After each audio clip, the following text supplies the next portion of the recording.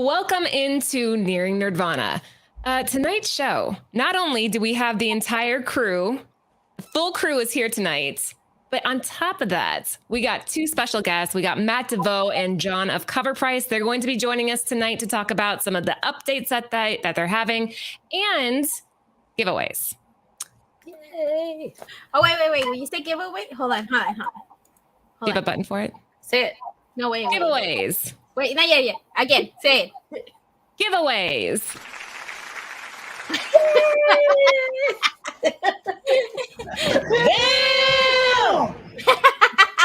Wait, where's that at? Who added that one? Oh my gosh, who has all these buttons? Laura does.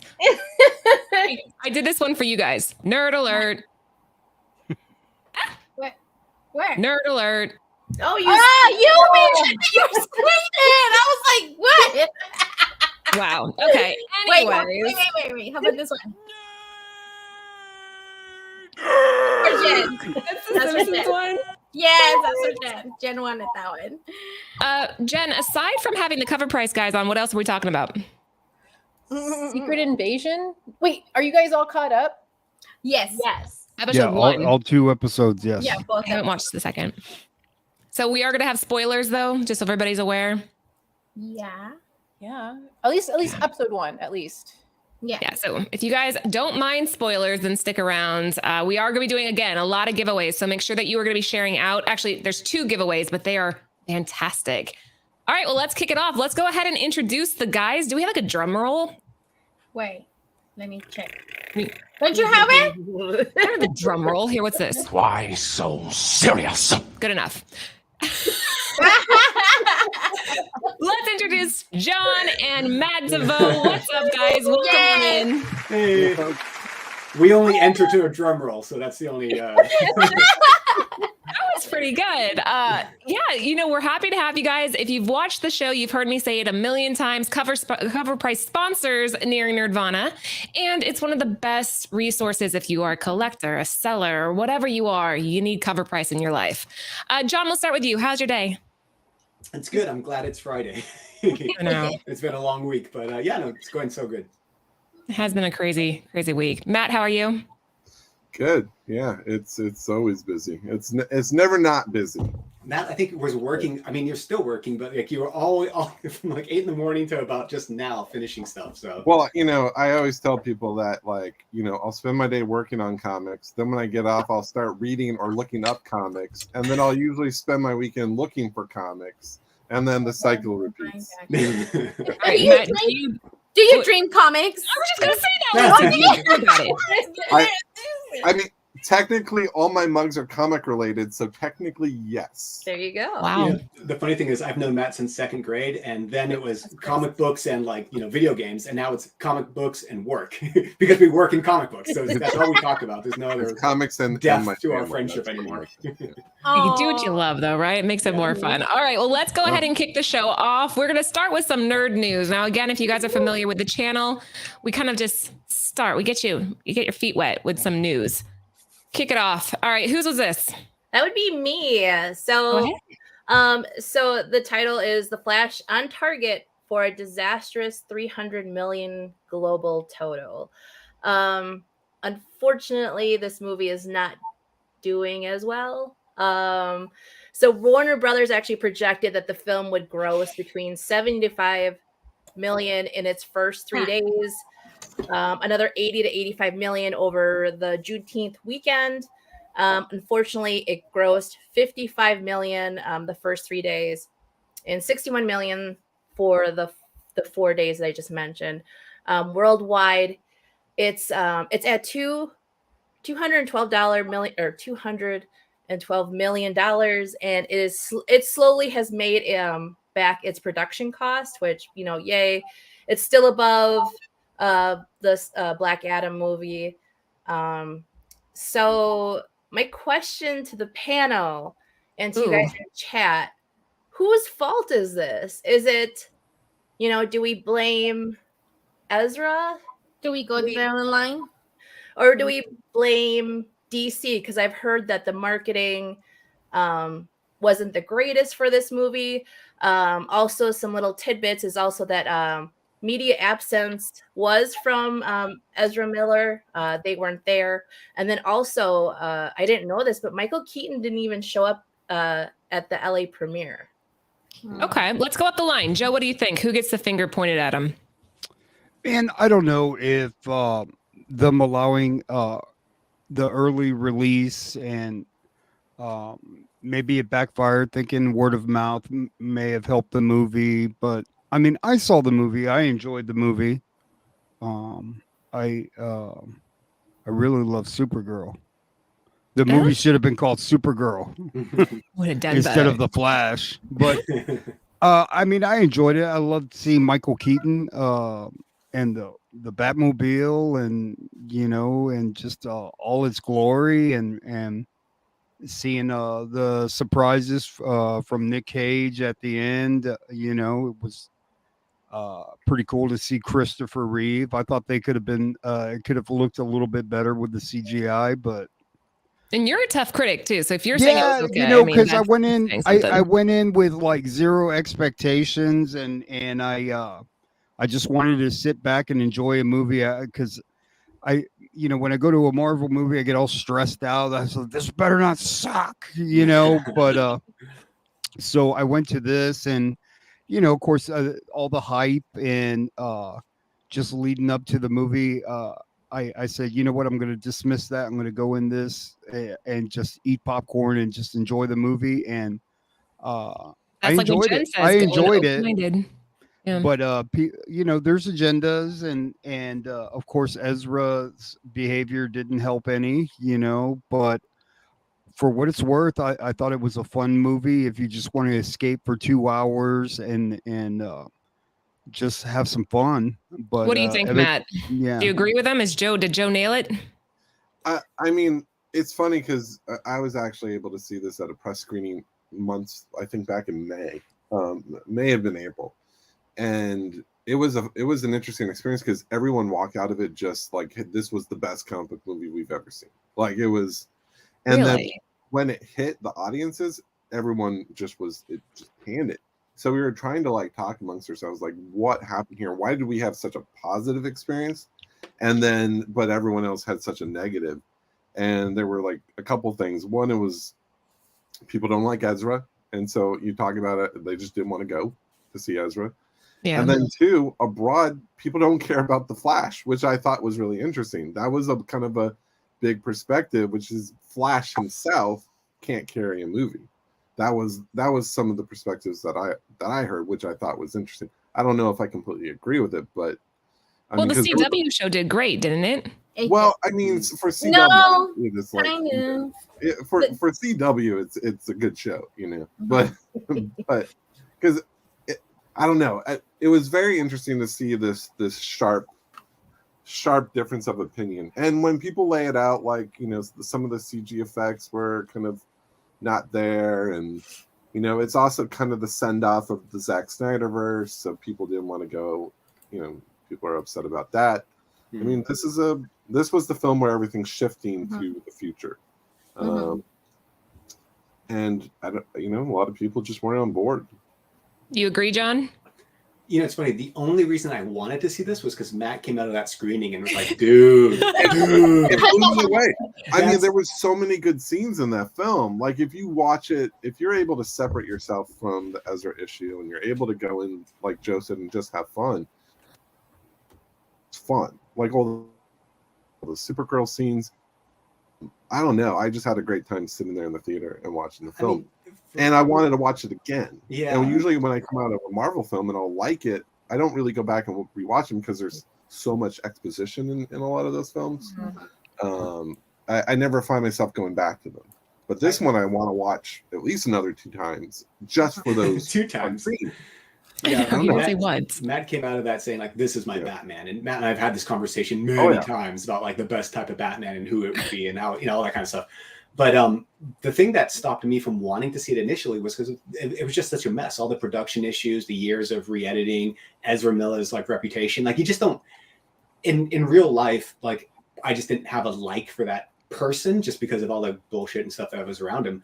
And then I said to myself, you know what? You separate, people work and people have private lives. Private lives is one thing. Can I like him as an actor? And I was like, I like him. I like him like as the character, but I couldn't get past like this halo effect of all the bad press that he got, the weird It's press. the Amber Heard effect, John. He's the Amber Heard. It is. And I think that's probably what maybe slowed the box office, because not everyone has a Matt coming back going, it was good, go see it. Yeah. We have a Joe. Yeah.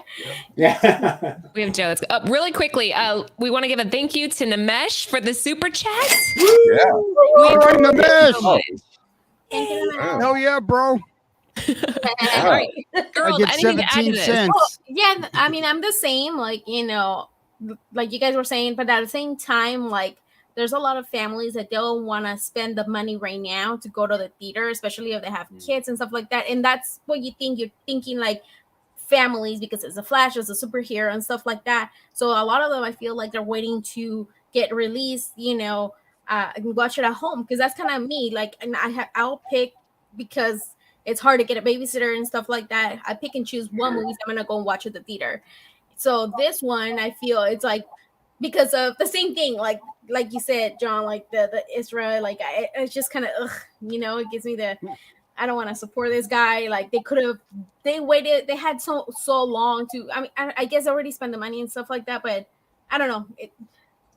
The way that they handle his things, like they could have come out and said, you know what, we would like to recast him, but we already spent all this money and all this time and all these people, and they were, for me, it would have been okay. I get it, but again, for me, like I just feel like I'll just wait, because I love, like, if it's all about the whole Flashpoint. Like I love the movie, the cartoon, like the animated one. That's one of my favorites. Like, and I read it, and it's like one of my favorite stories. Yeah. So I was excited to see. At first, I was excited to see this, live action and stuff like that. But then now, like seeing all the bad stuff happening, and now like all these movies coming out almost at the same time, it's like I have to pick and choose what I'm gonna watch in the theater. So I will wait for this one to be, that I can watch it at home. Yeah, it makes sense. It all checks out. So you add all that. Yeah, Jen? So it should have been out Jen? earlier. They held on to it. Yeah. Right. Mm-hmm. So I think people, like, I just saw someone in chat say like Spider-Verse just came out, and then this came out right after. And it's like, well, technically they would have come out sooner and it wouldn't have been so close together. But if they would have told me, hey, if you see this film and it does well, you'll get a Batman Beyond with Michael Keaton. Well, I would have gone. Wait 1 second. that is now a rumor. Okay. So if you guys haven't heard, or if you haven't scoured the internet, so Kevin Smith on Tuesday, they were giving their reviews about The Flash. He had mentioned that he went to the LA premiere and he ran into, I believe his name is David Ullman. David, his dad is Michael, who is kind of like the producer or director of some of the Batman movies. So Kevin's like, hey, where's your dad? And David had said, well, he's looking at the grosses, which means he's looking at the gross of the movie. Right. And David had said that if the movie doesn't produce like the Batman, which was produced by Matt Reeves, the newest one, if that didn't have the same amount of gross, that they weren't going to do a Batman Beyond movie with Michael Keaton. I just looked because I was like, I got to verify. Michael has come out and said, don't believe everything you read on the internet. Kevin Smith has replied, well, maybe your son shouldn't have talked about this. So, I mean, there's still going to be another Batman movie, which I believe is The Brave and the Bold. But I mean, I don't know about Batman Beyond. So just a little caveat to that. Yeah.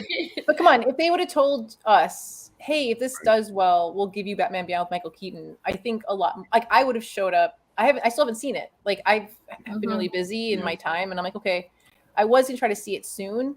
But then I just heard that it's going to be available on streaming July 18th. Yes. Yeah, you can wait a few weeks. Yeah. I'm like, You see, if I feel like it will help to push people to go to theaters, because now a lot of people are like that after the pandemic. A lot of people just rather wait, because I feel back in the day, like you had to wait like at least a year till you will be able to watch it on the premium channels like HBO, that, you had to pay a little more to get those channels. You had to wait longer to be able to watch it on regular cable. So it will push people to go to the theaters, or I guess rent them, so now I just feel, I'm like, I just wait like 3 months or so, 4, and I can watch it at home, so people forget a run theaters or films would last in the theater for about 6 months. That's first run, and then they would go to second run where you could see it for like $5 or $1. Yeah, the dollar theaters. And then you would $1 theater close. wait like a year or 6 months to a year for it to get to video, which would only go to like Blockbuster, Warehouse, or wherever your VHS. And so then it would be there for a year. You wouldn't get to own it for about 2 years after the film was released. Yeah, and now you can just buy it. Yeah, and now you can just buy it like at one few, like I don't know how long, like like you remember, oh, it's out, like we're waiting for Spider-Verse just to buy it. I my thing real quick is, like, so many people are quick to say, well, I'll just wait till it comes out on streaming. Like, these movies are made to be seen in a theater with the sound and with and with the experience of maybe IMAX or D-Box and when you see the movie at home, it doesn't hit like the way it would in a theater. No, like, so taking somebody's opinion on whether they like this movie or not, I would have to consider, okay, is that without the experience of a movie theater and your TV, or so it's tough. I can't really measure somebody's opinion if they've seen it at their house.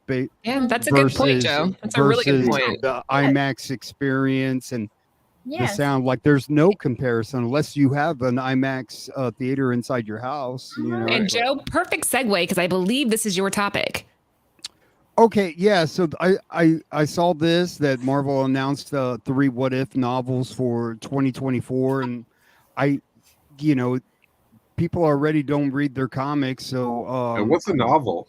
Yeah, I think that they have a binding and sewn together. Is that like Harry Potter and Twilight? Man, that's a novel idea. Yeah. Boom. We need a drum now. That's a little on the nose.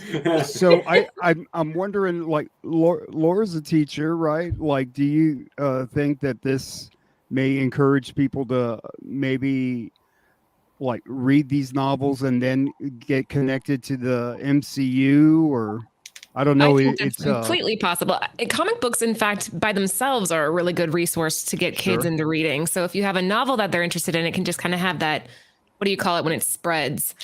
Ripple effect. So yeah, I think that if these are done well, if the imagery is good, I think that a lot of kids could get drawn into this. And it's not as expensive, which is another plus. Yes. And you don't have to go and hunt down everything. It's a little bit more convenient. So yeah, this is cool. And you know what is cool too, that there's a lot of teachers in the community, like John with comics, like John Kids with comics, like he's a teacher. Like he tells the kids, when I used to work at the comic book shop, I used to have this teacher. She was older, this girl lady. She was awesome.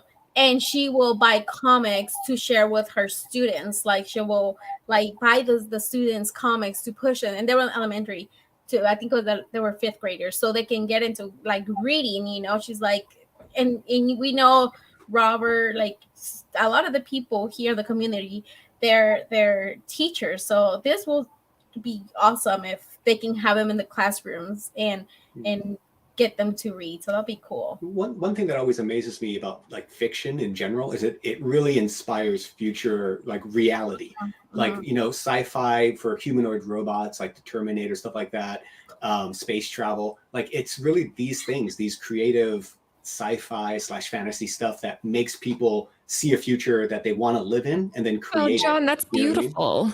I've always loved that about comics, to be honest. That's so well said. So I can be a wizard? Matt, you can't be a wizard. Stop asking. maybe. All right, whose pick was this? Oh, mine. I think, wait.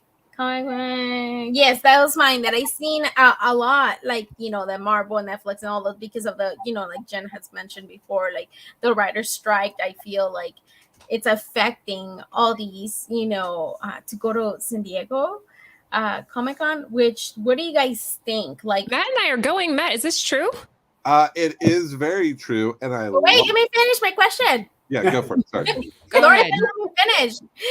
What's your question? So what do you guys think? Do you think is it for us that we like comics and stuff like that, and we go mostly for the comics, the writers, like the artists? Do you feel that it will benefit the people that they're just for the comics, like to be less people, or is it gonna suck kind of like for everybody? Oh, go ahead, Matt. I'll let you answer that. So I've been to Comic-Con for probably, I think, almost every year for the past 20 years, I think, roughly.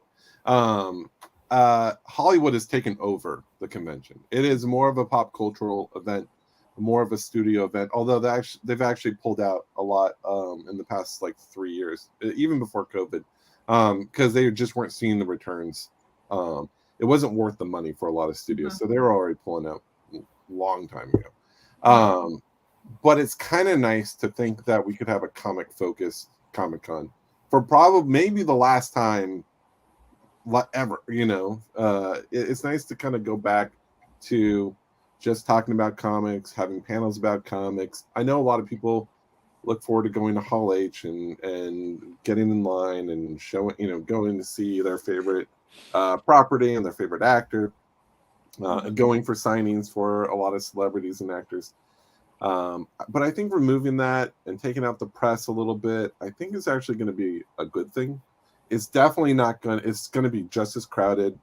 Tickets are still selling on eBay for $1,700. What did someone say? So tickets are still selling for a premium. It's going to be sold out. People are itching to go. People have always been itching to go. Yeah, it's going to be just as crowded, but yeah, no studios. I think it's going to be fun. Well, maybe, and also because I feel like they already like bought their tickets, right? I mean, you can sell them, right? Like, but you already bought your tickets, like, yeah.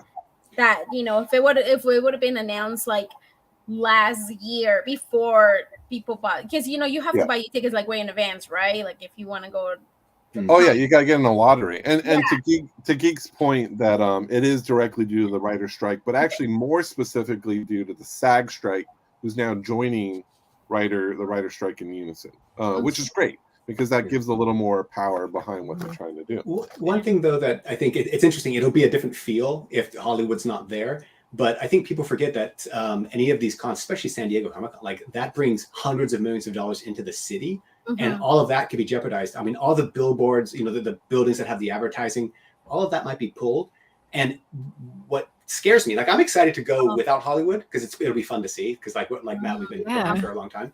But I'm worried with like the Flash, with superhero fatigue, the Comic-Con. People won't know the reason why this is happening in terms of like they won't equate it to the strike, and they may say, hey, superheroes are out. And content will dry up and stop being greenlit. So that's my biggest fear from less money being funneled into it. You know what I mean? But that's more of an economic kind of perspective on it. But I think the con itself would be pretty cool. Okay. There's a bigger problem going on in the entertainment industry, and it comes down to it's not even a comic book. It's not even so much comic book fatigue. It's from COVID, post-COVID stuff. It's just people aren't going to the theaters anymore. If anything, comic book properties are the only thing keeping theaters alive. Very true. So it's not comic books. It's a general Hollywood. I mean, I've worked in Hollywood since I first started my career and came over from Sony into COVRPRICE. So it was for the longest time there was a lot of problems with overspending on production, overspending on actors, a lot of back end. Today people still expect that, and a lot of that's got to change. Like, and that's one of the bigger problems. So they People are need a pretty- GoFundMe. What's that? Movie theaters would be sad. I mean, we have to No. consider that. It would be a sad thing if we didn't have movie theaters. That's our childhood, man. Like It that's, yeah. It would be kind of anyway. Yeah. They just need to spend less money, essentially, and it's hard for Hollywood to pivot and do that. But that's what's going on right now. As while What the else strike is going on right now, Matt? Oh, yeah. Laura, you're great at the segue. Nice. Yeah, that's Good. You're nailing it. So to that point, like actually, it's very well connected. To that point, we're going into Wait, James hold on. Sorry to interrupt you. Who had that ringtone? Oh, that was mine. That was my. Oh, I love it. Did I hear it? Like, oh my god, Back to the Future. That's that's my Back to the Future twinkle. He also has like a Knight Rider someplace. Yeah, I was like, wait, I know that. That is my wife texting me. So Oh, Oh, you got to respond before we usually talk. it's like you're being too loud and you're talking too much. Is usually. yeah. Is she watching? No, she's the last thing she needs to hear about is comic book related I stuff. think your video just went out, Matt. By the Yeah, way, where's your camera? Turn your camera off. Here we go. There you Better- are. ooh, whoa. camera 2, camera 3. Let's switch that. That's a terrible Right with the angle. eye. That is not a forgiving angle for anybody, Matt. That's a There we go. Pretend you didn't see that. Oh, you were saying anyway about this. Sorry. Um, Yeah, go. So to pivot over to this, so the future of the DC universe now lives right here with this casting of the new Superman. I mean, you talk about like he is probably the most important part of any DC future, right? He's the centerpiece of the DC universe. You can argue that Batman is as well, but Batman can stay in his own little world and still be. You could have a Batman franchise live off of Batman franchise forever. But you can't have a DC franchise without Superman. So this casting is so vital to the future of James Gunn's plans. I mean, I think it's fascinating. He does look a lot like Cavill, and we've even joked about that. And a lot of people. Yeah, Joe did a whole post on this on Instagram. Yeah. But he also looks like the guy from the '70s show. Oh. Topher Grace? Yeah. Yeah. Damn it, Lucy! Now I can't unsee it. Yeah. Oh man. Sorry, No. that's what I see. Ah. A little You more ruined it. You ruined it. Sorry. Oh my And she looks a lot like Evan Rachel Wood, I think. Rachel Brosnan is a fabulous actress. If you've Yeah. ever watched the fabulous Mrs. Maisel, Marvelous that is Mrs. Mrs. Maisel. Yeah, she's great. Yeah, she's awesome. I can't No, wait. I think she'll be a good Lois. Mhm. But I can't tell you how important this film will be moving forward. If what happens to Flash happens to Superman Legacy, that's a huge problem. Then James Gunn and their world is in trouble. I like Geek Driven's comment where it's just hopefully he doesn't get into any trouble off screen. Like actors need to like just go back to your trailer and stay there. Like Right. stop tweeting and stuff, man. Can you just list out all the things you're into in your private life? It should be like, okay, this is where I fucked up in my past life, just Right. in case, Yeah. and I'm gonna be good. You wrote down slapping women. Could you not do that? Let's refrain from that. Jenna, You know, what are your opinion on this? I- Because you're a big DC person. What do you think? It's funny because I've been seeing all the memes, and I was actually talking to a coworker who's very into DC. We're talking about how everyone keeps comparing them, but he's like, is that a bad thing? If you thought Henry Cavill looked like Superman, and you think he looks like Henry Cavill, then he looks like Superman. Then that's what we got. Like we got someone who. No, I think it's great. Yeah. I So do too. I'm excited. I think I find it hard for them to mess it up because it's James Gunn, and Yeah. like I think DC is very aware about all things that like Matt said. Like okay, like this can't be like poorly No, received. this is it. Yeah. And I like that we're hearing. It might just be rumors, so grain of salt. That it's not like Superman is carrying all the heroes. Like first it's him, and then they all spring out. It's there or like there should be already existing, and this is just like his story. Yeah, and honestly, I think that Rachel is going to be the one that really makes the impact here. I know everybody's focused on David, but she is, like Sarah was saying, phenomenal. She is sexy. She is clever. She is witty. She is sharp. She is everything you need in a Lois Lane. And that's who I think is going to carry this movie. If I had to pick. I mean, what's the number one thing people always say about Superman? He's boring, right? Like that's I mean, it's hard to read like a mediocre Superman story because it's like, and then they try to give like, well, he's too powerful, so now we got to like depower him somehow. But they did it when Superman first started. He wasn't overpowered. Through the years, they just kept raising the power level, and it's like, but now you need really great writers to utilize him in the right way. It's always more psychological with him, in a sense. I mean, he has his morality. I love that Red Sun comic, right? Where it's just like, what would happen if he was bad? I don't know. But Superman, when you have like, you can't be hurt, it's more, I think, magic and psychology is the story driver. Yeah. All right. Good stuff. Let's keep on moving. Next up, Jen, this is you. We can't show trailers. I would love if we could show trailers because we would insert Futurama trailer. I think it looks really funny. I'm really excited. Did you guys all see the trailer? I haven't, no. No, I need to watch it. I don't want to watch it. I don't want to watch it yet. I want to wait. Like, I've been holding back because I don't want to watch it. I want to wait and watch it. Like, I'm really, really excited about Futurama. We still watch it till this day. Yeah. The kids, even the kids, I don't know. We should be showing the kids this. I mean, Lennox Naki will probably understand the jokes, but Romy, he's a little smaller. He doesn't understand it.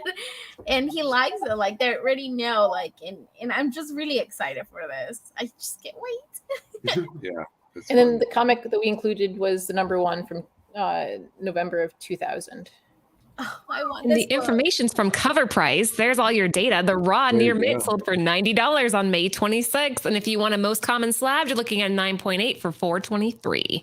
There you go. And Jen, did you grab any more Futurama comics? I have a couple of the later ones. There's so many good ones. Do you know what the most valuable one is? Ooh. I want to know. Anybody on the panel know what the most valuable Futurama panel? Okay. Yeah, we're all like, if anyone knows, throw a guess out. It's a pretty awesome book. Is it? I know what it is. Is it the crossover one? No. Because Joe? Joe, say what? Hold on. I need to refer to my picture of I pressed one for Ben Stein. Are you Googling it? You can't Google. I'm not Googling. I'm pulling up my IG because I took pictures after I pressed it. Is it on your Instagram? Let me look. You want to look for So if you search for Futurama, you're not going to find it because it goes under a different title. Tricky. Red Hood, do you want to see it? Was that the prototype of Bender? 1 sec. Wasn't there like a pre-code that had like a prototype of Bender as a robot? No, well, that's a startling comics that looks like Bender, but this one sells for $350 raw, near mint. It is the most valuable one. It was a San Diego Comic-Con exclusive. It's not this one, is it? Send it to me. Send it to me on Instagram. No, so it's not called Delivery Boy Man #1. Delivery So, Man. in the show, in Futurama, Fry creates his own comic book with him as the star, and he calls it Delivery Boy Man. They then recreated that comic from front to end. That's cool. With no artist is named on it. It's literally pulled from all the art on the show, made into a comic book straight from the show. That is awesome. How did you know that? Nerd alert. Nerd alert. Nerd alert.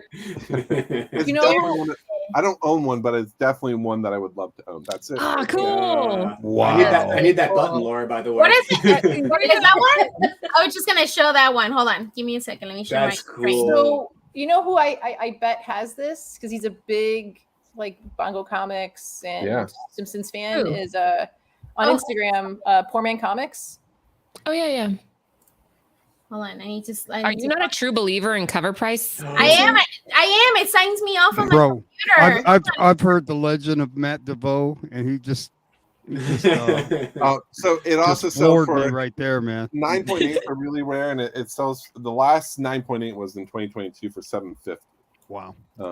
One would go for about $1,000 today. Wow. Let me I've show never you seen that. All day long, Joe. This is what I get all day long. He always testing you. Is he always testing Just you? you got guys There's like no that, reason man. to You're even just test John. I know he would fail. Yeah, you just gotta be a sponge, man. You just gotta Okay. be a sponge. So that's the cover, right? That's it. Yeah. It says by Phil Brown. And it says a comic book by Philip J. Fry at the top. Now I gotta get that. Mm-hmm. We're all gonna be hunting for it now. Your Well, information.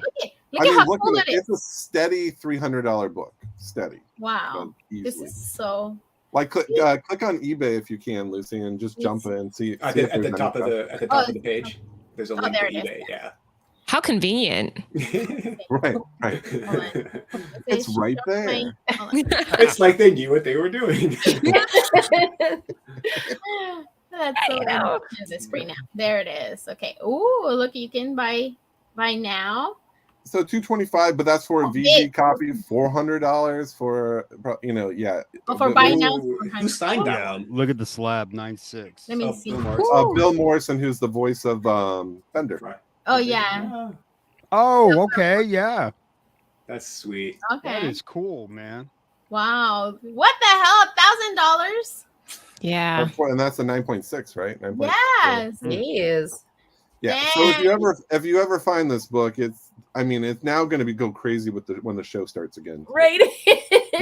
Well, this one's like too big. It starts at $130, with $10, $11 shipping. But if you don't, There's 9 days left.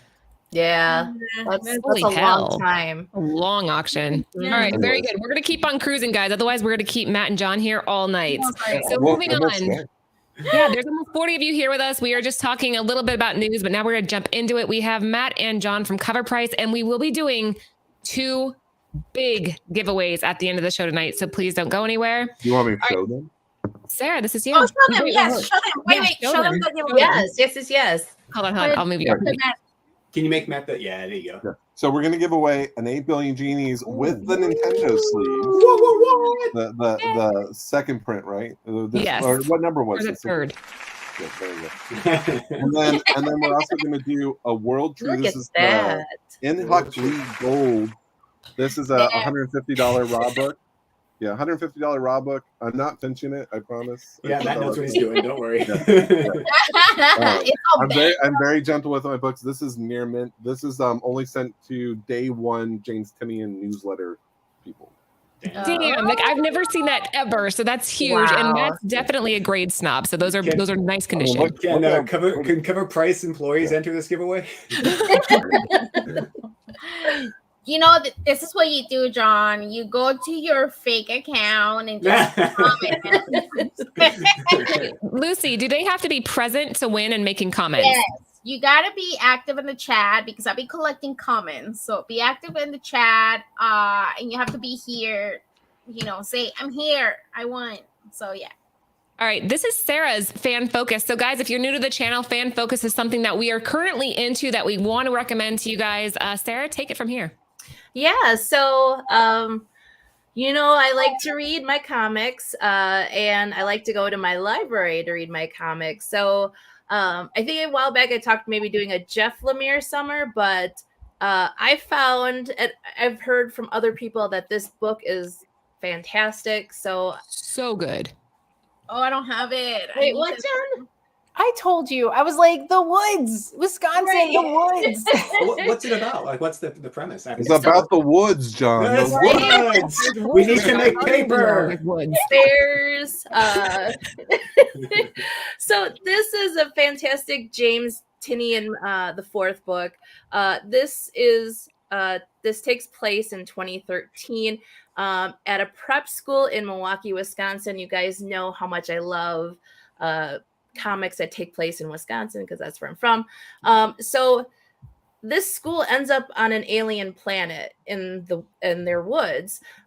So a group of students decide to explore this planet, and they're bumping into weird and dangerous creatures and possibly some humans. So volume 1 I've read. You get to know who the kids are. Volume 2, which I'm reading right now. So you're getting to know the backstory of the kids that are kind of involved. And they have this fun little alien creature that's like, I don't know, what would you call it, Laura? Like half, or Jen, like half monkey, half alien? I think it to me looks more like a alien spider monkey. Oh shit, I'm muted. Yeah, like a hybrid. Yeah. It's called what was it? Dr. Monkey? You're just saying words now. But it's a great read. I actually got the Nice House on the Lake, volume 1, and it's still sitting on my my shelf. So that's a good one too. It's good for a while, but then when they switched the second story arc, it kind of lost me. But that's a good one. You'll like the beginning at least. Yeah. So but The Woods I've like clung on to, and it's a great read. I think it's a great summer read. So my suggestion, if you're looking for a book to read, check out The Woods. Go to your local library. My local library has the trade paperbacks. They have a lot of trade paperbacks. So, or better yet, go to your LCS. No, like honestly, you guys hunt down issue 1. That's all I'm going to say for now. Let's keep on going. Yeah, because I feel like I'm going to start saying too much and it's going to be bad. All right, Joe, this is you.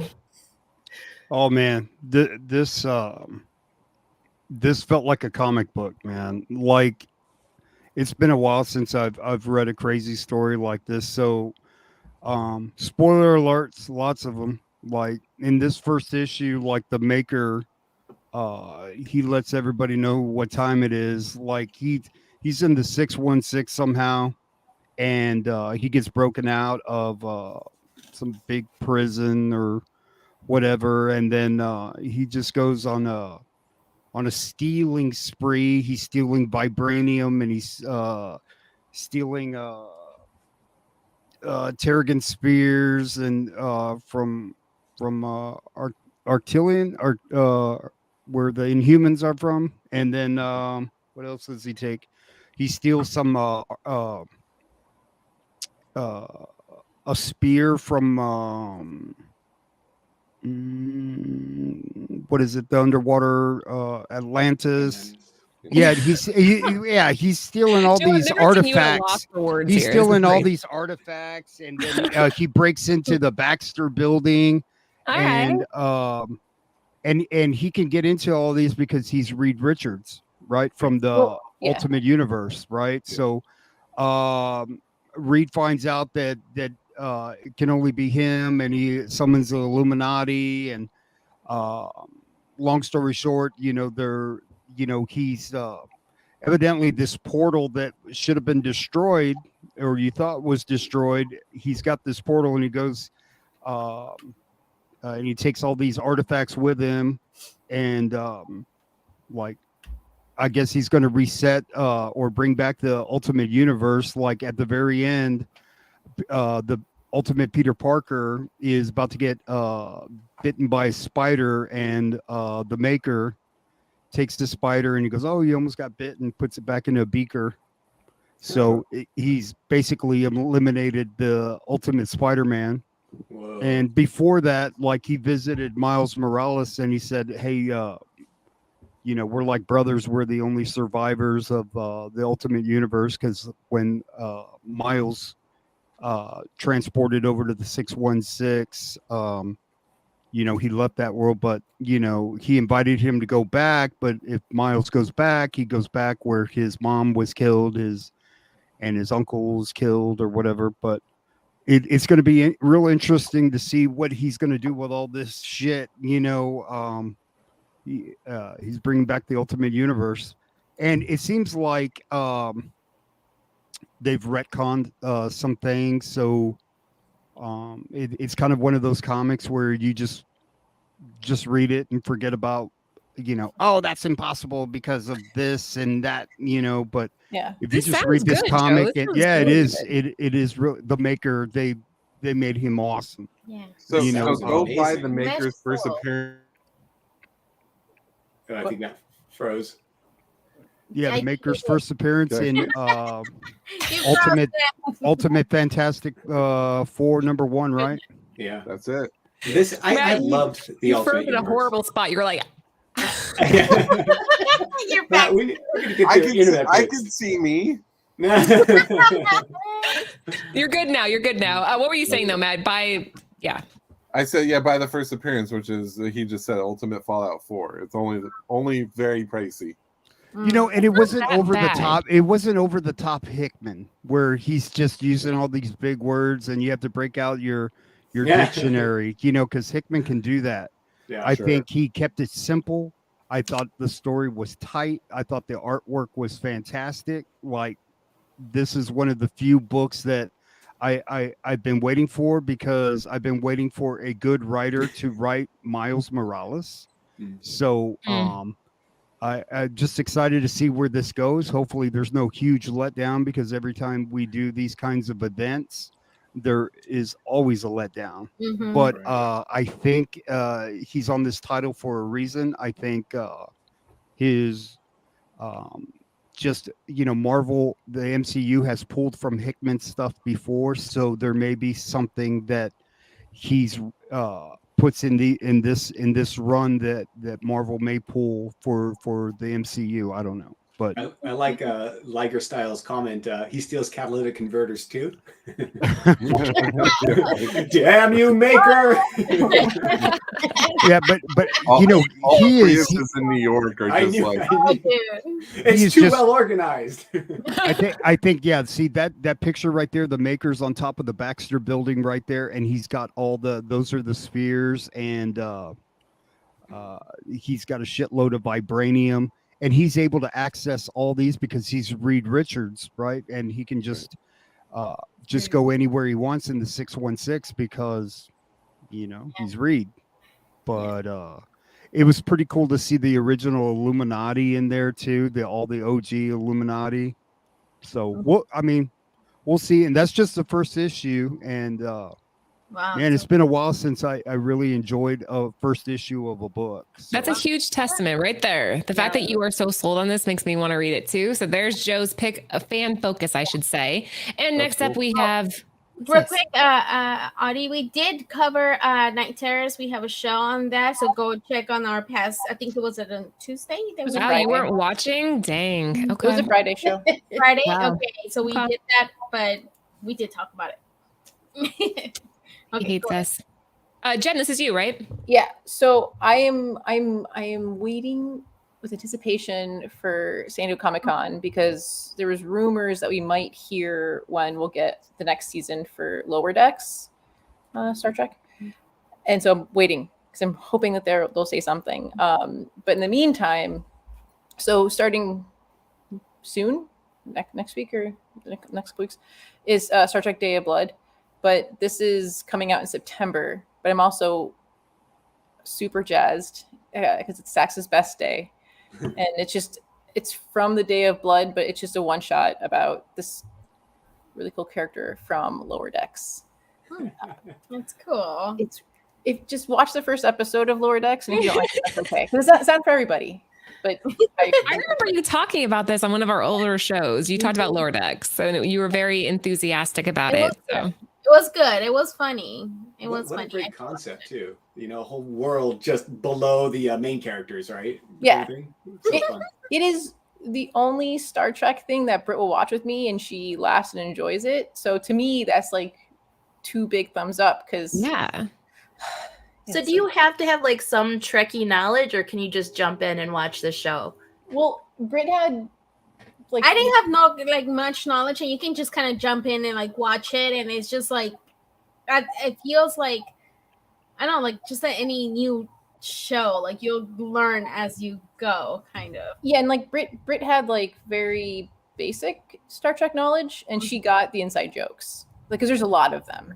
But if you don't have that, like Lucy said, then like it's just funny.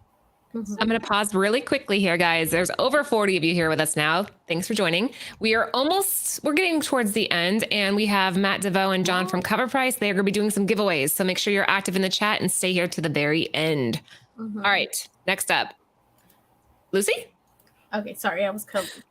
But okay. The survival mission. So I don't know if a lot of you probably know already that I love Korean shows. Like I watch a lot of Korean. You really do. You watch a lot. I do. You and Mel V, man. Well, Yeah. I recommend it to Mel. Oh, you did? Y'all got me hooked on that other show. I forgot Which what it one? was called, man. It was on Convenience Netflix. store. Was that not? Well, I don't know, but I recommend a lot to Mel too. So, this one, the guy all the way on the left, like I have watched shows with him, and he's hilarious. He's a comedian, and the three of them, they're actors.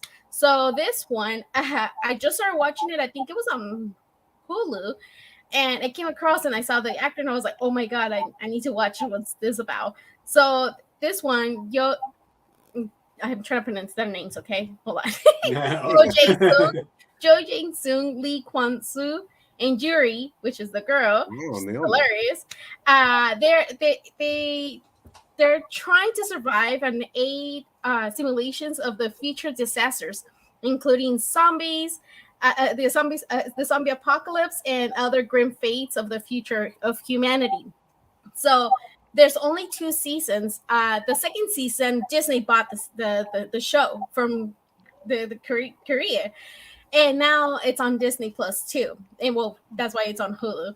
But it's really funny. Like my favorite, like at the end, they have to last in this place for 4 hours, trying to figure out the mission and what do they have to do and what do they have to survive. And then at the end of it,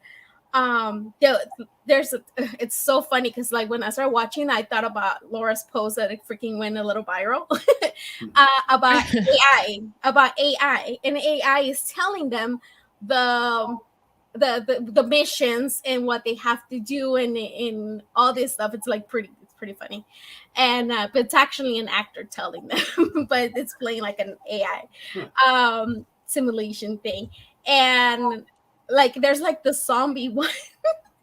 And I just like it made me laugh because of zombies, they only bite pretty people. They don't attack ugly people.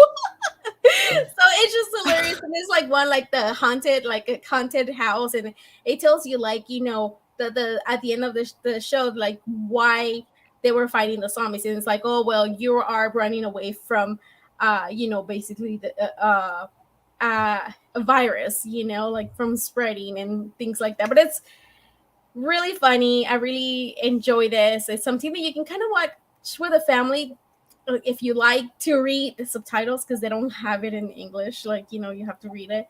And I have watched it twice already because there's only the second season. It's ongoing and it's released weekly. Has anybody else seen this? Does anybody else know what she's talking about? Anybody? All right. I really recommend it. All right. And it's really funny, and they just have to last 4 hours. Of some ones are crazy. Some I felt like they were in a haunted house, and the guys, it was so crazy because the guys they're like we can't. They have a watch, and the watch they can either stop the simulation and just they lost the challenge, or they keep going. And the girl was the one who was able to finish, and the guys they couldn't because they were so scared, because it was like people scaring them and trying to eat at the same time. It was really funny. So I recommend it. I like your recommendations. They're always lighthearted. Matt, I'm going to put you on the spot for a second here. Yeah.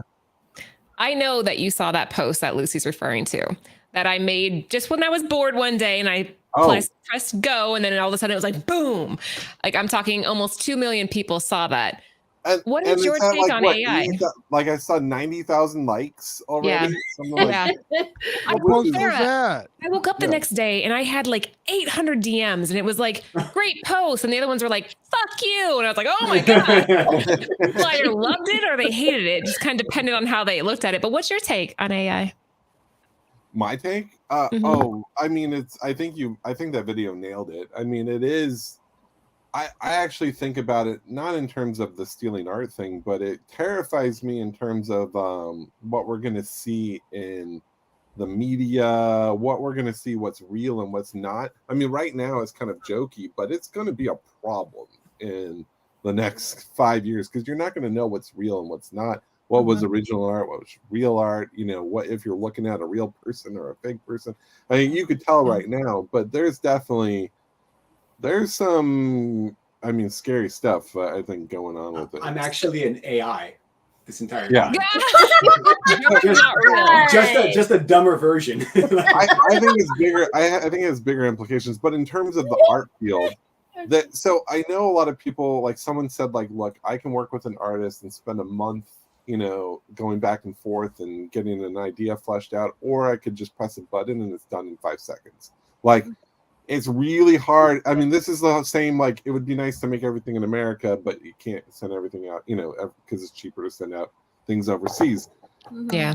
Money will always win. You know, what money and time will always beat out. It's going to be an issue. And I think that's why we're going to also appreciate original art so much more. Because then we're going to be, that's the stuff we're going to go after as collectors. We're probably not going to go after the AI stuff. AI comics have been performing really poorly. How do you feel about like AI introductions, say to Secret Invasion? It's an ugly opener. That's my problem, is that it was like, there's some, like, remember the Daredevil one on Netflix? That was a really cool opener. Like, they had some really, like, Game of Thrones. I could watch the Game of Thrones opening. Game of Thrones is good, yeah. But, like, that was a terrible opening. Like, it wasn't even, like, if it was very, like, oh, this is really awesome, I'd be like, oh, well, that's, you know, it's fun. Oh, my God, yes, it was. I'm, like, trying to remember. I couldn't even remember because I fast forward. Yeah, it's horrible. It's ugly. Yes. I'm, like, trying to think about it. I'm like, wait. So what was the appeal, though, then? Why did they do that? Cheaper? Faster? Cheaper. Yeah, money. Money. Yeah, it all comes down to money. How was the Hawkeye one? Didn't it tap into all the aesthetics of the comic book? I thought it used Aja's art, I think. Yeah. And he was mad about it because he didn't get paid for that. Right. So technically, I guess it wasn't cheaper in that regard. But bye, Adam. Happy 4th of July. Bye, Adam. Yeah, go for it, John. Oh, I was just gonna say, did you want me to do a run through of the update, or I don't know if we're running out of time. No, you're fine, unless you guys are in a hurry. Now, Laura just makes you think you're running out of time. I get heart palpitations every time I'm on the show. Like, we're running late. Oh my God. We have a ways to go. If you're still good, though. Yeah, no, totally good. Okay. No, this is the main meat of the show. This is the Nearing Nirvana. We call it the Nirvana Nexus, and we are talking about Secret Invasion. Jen, what do we have here? So on the left is Secret Invasion #1 from 2008, the Delato cover A. And then on the right-hand side is Swiffer 25, Steve McNiven. We showed the sketch one, or black and white one before on Tuesday. So this is the one with color. You know how I was saying, I think I really like just the sketch. And Laura was like, nah, the color. She's like, I still like better the sketch. I don't know. Okay. And it looks like Alex Ross for me. I just see Alex Ross. Is it because the veins on the people? The no, like the way. The veins. I don't know. It's just like the color, like the lighting. You know, like you can tell there's like the lighting on the bottom. Like I don't know. It's just a little bit like different, and I just like the way like Alex Ross does the lighting. It's like it's similar. And that's what real quick. I thought they used the AI art for the intro for Secret Invasion just to get the conversation started. That like, there's no way they would get through and not one person would mention it. Like it did its job. It made how many articles came out about it and people are talking about it. But how many artists did they have on staff that could have done that for them? Tons. They have tons. There's- It's Disney. It's Marvel. They had tons. It's just I don't know why. It looks horrible every time I see it. Like I just watched the last one. But this we're mentioning right now, like that's the point, right? It was to get conversation and people talking about it. Yeah. They had to know, right? Well, it sucks. They're like, that looks terrible. Go with it. Like, cool. Ooh, that's over. Yeah. Marvel, we making don't terrible have things. anything to lose, you know. Yeah. Mhm. All right, so here's the pricing. Guys, if you are new to the channel, we are sponsored by Cover Price. So any of the data that you see on the screens was drawn directly from their site. And we are lucky enough to have both the co-founders here with us, John and Matt. So, okay, we have on the left, $13 raw and 9.8 going for about $71. And on the right, we have a near mint going for $16 and a 9.8 for $51. Seems reasonable to me. I mean, Secret Invasion books are dead. Like, because they've already said it's completely different from the storyline. And it completely killed this entire run. So, like, a lot of people are disappointed because there's nothing to speculate on. And Why did they do that, Matt? I don't understand. Who was like, "Oh, this is a great idea. Let's go against the comics." Well, this was a big event. I don't know if you guys read it, but it was huge. a big deal. They included every superhero. I mean, it was intertwined with every single book. This had everyone on the run, grouping together, literally running underground. I mean, it was a big story. It's impossible to translate. They would have had to done 5 different movies to even But they did that with Civil War. Civil War was this great, amazing story with multiple arcs, and they just condensed into one thing. You got to look at the writer too. Like anything Mark Millar, right, has done is it's very adaptable, right? If that makes sense. Okay. Because his Old Man Logan run, you read it and it reads like a movie, and it's tight. It just doesn't feel like there's all these holes in it. I mean, the honest answer, to do this would have been very expensive. Yeah, that's the other. Well, it also affects the lineage of all the storylines, right? This is now, Nick went to S.H.I.E.L.D. or the space station or whatever. Like it all kind of ties it together to go into this story. I mean, they'd have to bring in Spider-Woman. They'd have to bring in all these other characters. Yeah. So you think they did it like just so that I don't have to bring all these characters, like change the story completely, so they don't have to bring them? We actually did a meme in honor of Laura. Laura inspired us to do more memes. Yeah, and we did a comparison of They Live and yes. Like of all these geniuses and tech people, no one has They Live glasses where they could just see the aliens. No. Oh yeah, I remember that. True. Oh my god.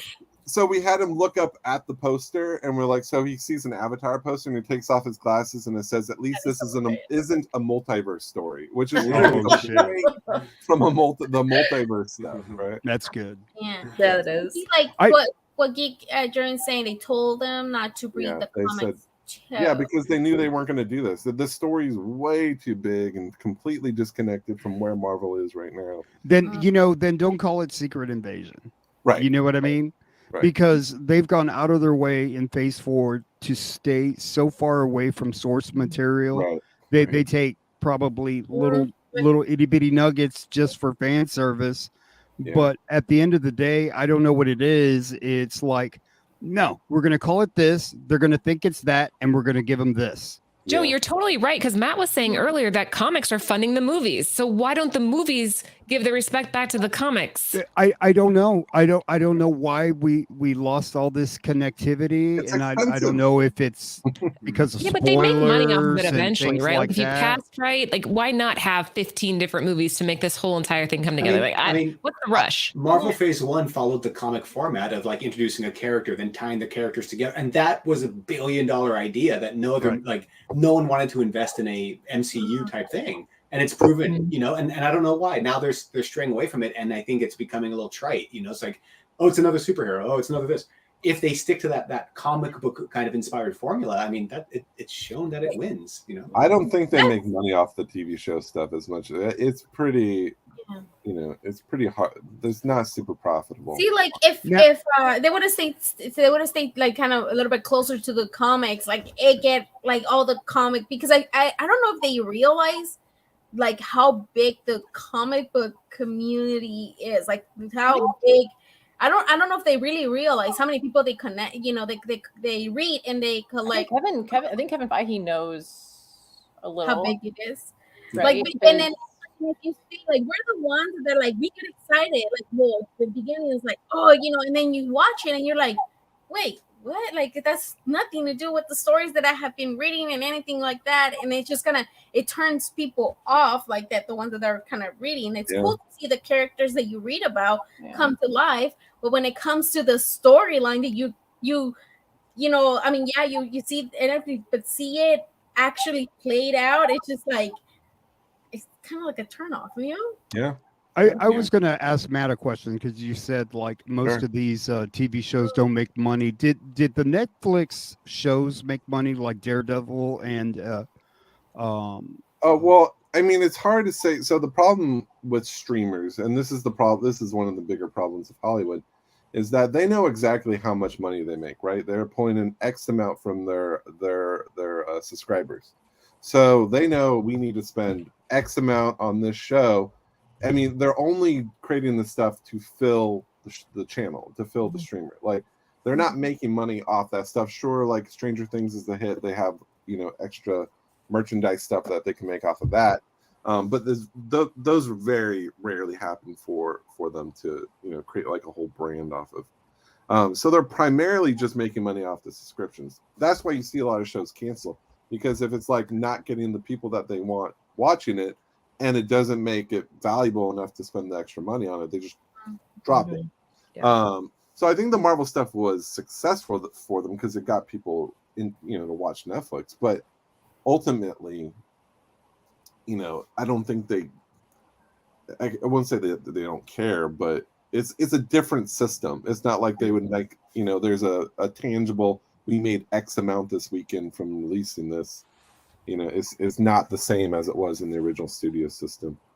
I mean, they muddy it up, you know, because I truly don't understand. You know, Disney came out, said the subscriptions were this, and it was cheap, and everybody bought in, and then they started crying. Well, we're not making any money, so we're gonna have to raise it $1. Joe, read this real quick. This on every show. Hey, I'm sorry, man. This is my release. Like, I work a lot. So is this so my is therapy, right? Isn't he on like every show too? But you know, my thing is, like, I'd be willing to pay $10 more if you're going to put out some better content. You know what I mean? Like, it's almost like, do we need to do a GoFundMe for the content on Disney Plus? I mean, like, you know, you announce all these shows and make this big spectacle, and then like it's not. I mean, how do you get, you know, aside from Disney Plus, how do you get Thor wrong? How do you get that wrong? Well, that was a lot of people's faults because, you know, no one liked Thor. Like Thor 1 and 2 was like not very, you know, wasn't as successful. And then they started making him funny, and then the third one was a hit. Oh, Joe, we love jokey Thor. So like, let's do more of that. And it was like, well, too far. you went too far. Yeah. Can't win with people, man.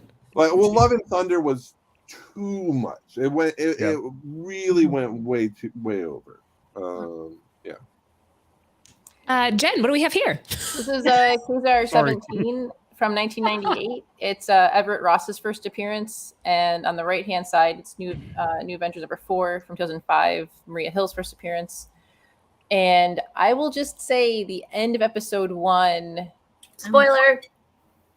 Well, we said we would talk about episode 1. Yeah, we can talk about it. Go ahead. I'm warning the chat. Spoilers are going to happen. It's been like 2 weeks. You guys should have seen it. Because I don't think anything you're going to say is going to ruin the show. Yeah, honestly. So, I like, how you say her name, Colby Smulders? Yeah. So since she was casted, I was like, yes. And then we've only gotten like a teeny little bit of her, and I kept thinking, okay, she's in the comics. She has this big thing. Like we're working towards it. It's gonna be this thing. And I know that she got sick for a while and she came back. And I'm like, yeah, and now we have Secret Invasion. Yes, here she is. And I was listening to it at work, and I heard the like gunshot and and it was a girl. And I was like, I looked over, and my coworker behind me, because I was like, Lon, no, because and then I was like, wait, maybe she'll shift into a scroll and she's still alive. And I just like stared, and then nothing, and then went to black. And I was so upset because I'm like, they never fully utilized her, and now she's gone. No, That is, you know, Jen, I just watched the episode like today, and even Sam, like my husband Sam, he was like, what? Like, what the hell? Seriously? I messaged Sarah. I was like, now I understand, Jen. This is so stupid. It pissed me off because not only that is like she's been through so much fighting freaking, you know, like the superheroes, crazy villains and stuff like that. It almost fell off the fucking sky, and she was fine. But one fucking gunshot, like she's not protected, wearing something like Kevlar. Do you think she's really dead? Okay, so what it showed is it panned away, and you see the blood like expand outward, and so she doesn't change into a scroll, and then Nick has to run, and so they leave her, and then they get her body later. Now I'm hoping that they use that Tahiti thing that they used on oh my god, what's his name from Agents of S.H.I.E.L.D. With the little things on yes. the head. Yeah. A little part of me hopes that they use that, but I know it was bad and not great and led to other problems. And that creeped me out with those little things in his brain. You know, right? Man, I was like, oh, what the hell is that, dude? And the thing is like people have said, oh, maybe it was because of for story. And I'm like, okay, number one, I didn't care when Everett Ross died. Like I didn't. I was like, oh, he's a scroll. Okay, I really don't care. Like it didn't faze me. Like they could have Everett Ross died? No, I'm just playing. That was the first it was the first part in the okay. But they could have used a ton of other characters, or even other like Avengers, like because they could have done that, like use Avenger and that's their way out because they're now a scroll. And I would have cared more about that first death. I didn't care, and the only reason why I care about Maria Hill is because of the comics and the character. The typical non-comic book person who's watching the MCU didn't have enough time to get attached to Maria Hill, so I don't think it hit for them at the same way that I'm yelling at the TV. I'm telling you, even Sam was like, what the fuck? Like, what? That was stupid. Like, what the hell? Like, seriously? Like, we were both mad that it was just such a stupid death. If that's her death, if it really is, it's really stupid. I mean, that's part of the reason I wonder if they do that in the streamers, because they're trying to get people to jump over. So they kill off people that are like important, and you're like, oh, but you have to watch the TV show, not the movie. I wonder if they strategically do that kind of stuff just to... Well, they were trying to do the stuff to connect to the heart. Like in the comics, it was a big deal because Elektra was leading the hand, and then Elektra was the first death. And when she was a scroll, everyone was like, it was a big like, oh my god, that's a bit like that had big ramifications. But they didn't make her scroll. They didn't even do that. I was waiting for that to happen, and it didn't happen. And I was like. Yeah. If you look closely, her left ear kind of wiggles, and I think there's a little shade of green. There's a little tiny shade of green. Hopes, John. Sarah, cover the pricing for me on this.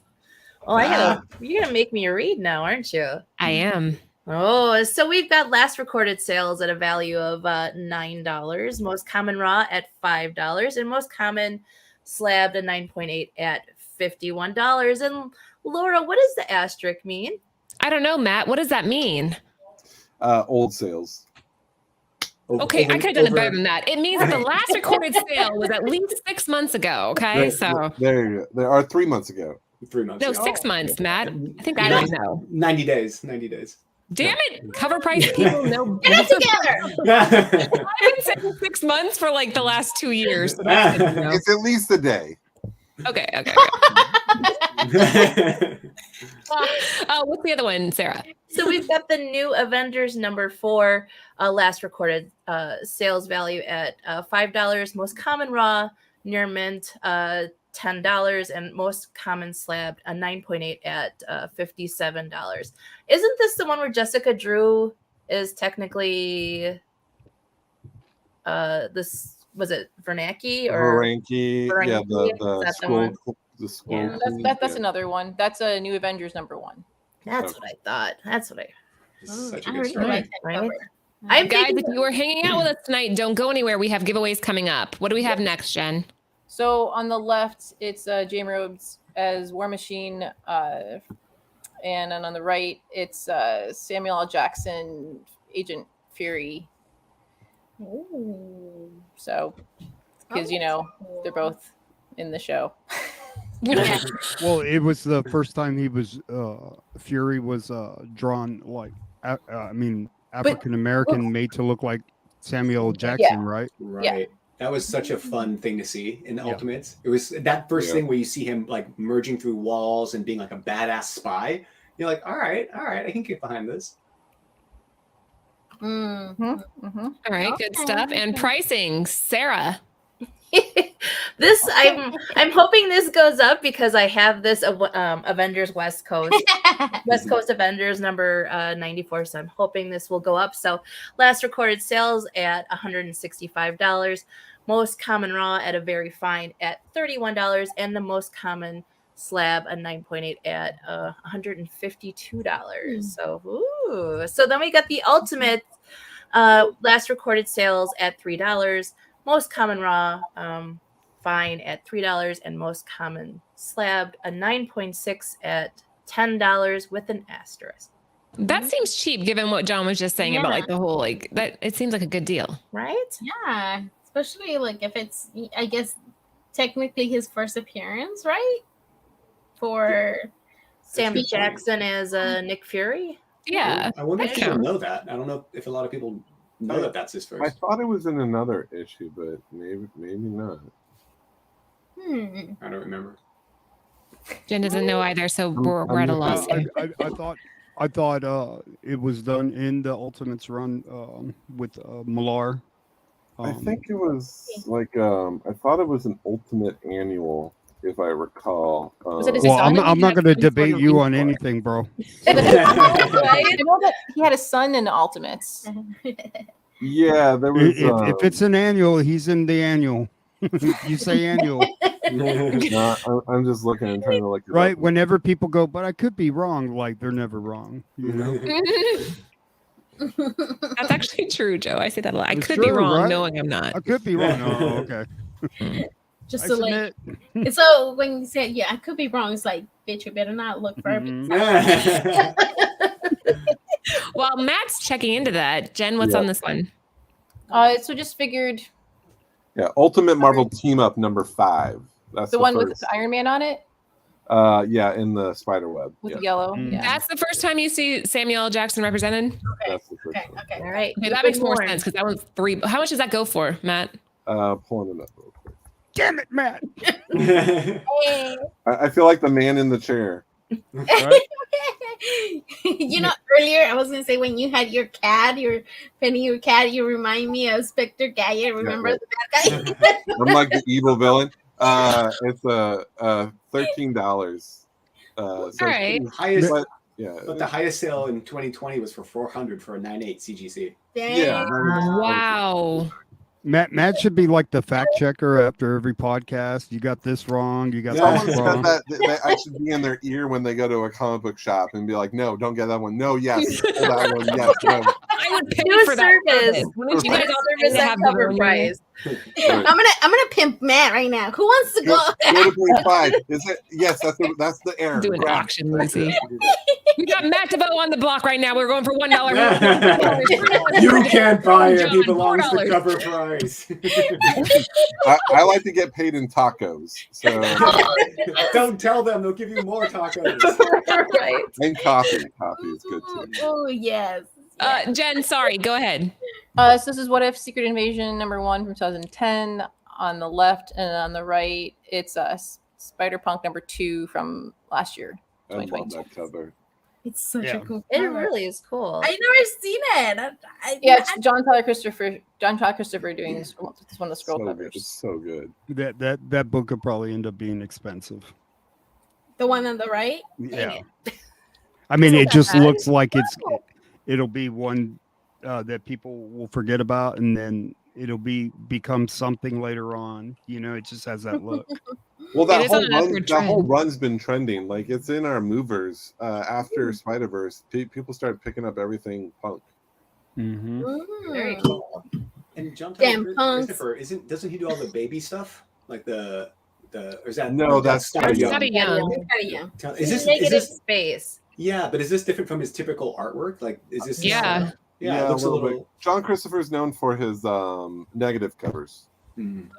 Yeah. and his action figure covers. But that's it. Yes. That's it. Yeah. Yeah. Mm. So it I might be hadn't worth even something thought just because it's a deviation from his norm, you know.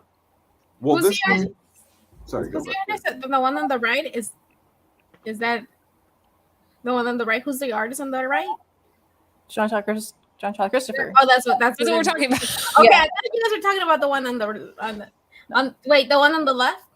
The one on the right. The right. Okay, Yeah, and right. who's the one on the left? I don't know. I We mean, don't know. It looks like Alex Ross, but I think it might be the other guy that I thought it Is was. it Delato? It looks like No. The Delato. lighting. I know. I think you're right. I do think it is Delato. No, that's Should not Delato. Shouldn't it say on the cover right there? Or is that Lineal U? Hold on. Lineal U. Griveau, Bowlers, Rodericks, Martin, with Yeah. Acosta, Strum, and Potts. I don't know. Just reading. No, if it's Well, they don't always put the artist in that listing though. Yeah, that's they true. don't. Yeah. It's That's not either Delato, Lineal though. U or Delato. It's AI. It's AI. It looks like it. Oh, call back. Oh, the cover is by Lenel Yeah. Francis and Gabriel Delato. So it's a, Oh, so they collab. Oh, Lambo. nice call though. Their Damn, forces Joe, good combined. eye. I got them Yeah. both. All right. That was pretty good. That was impressive. All right, next up, Jen, what do we have here? okay, so this is Secret Invasion number 8 from 2008 and the Dark Reign, the Cabal from 2009. I think that this one from on the left is the first time you see like the Dark Illuminati, which is the Cabal that you see that they team up. So because of Secret Invasion, Dark Reign starts right after. And I was kind of curious, like I know they're not going with the comics, but if they kind of want to tie it a little bit, is this where you get Dark Reign? No.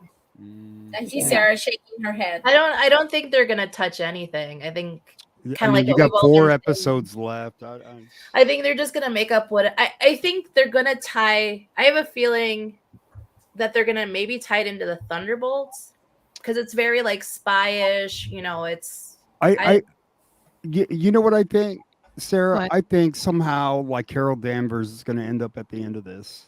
That's I what I was hope. Oh, that's a thinking great. too. Yeah, I absolutely. would love that. That's what I was thinking too. You're right because the Marvels is the next property.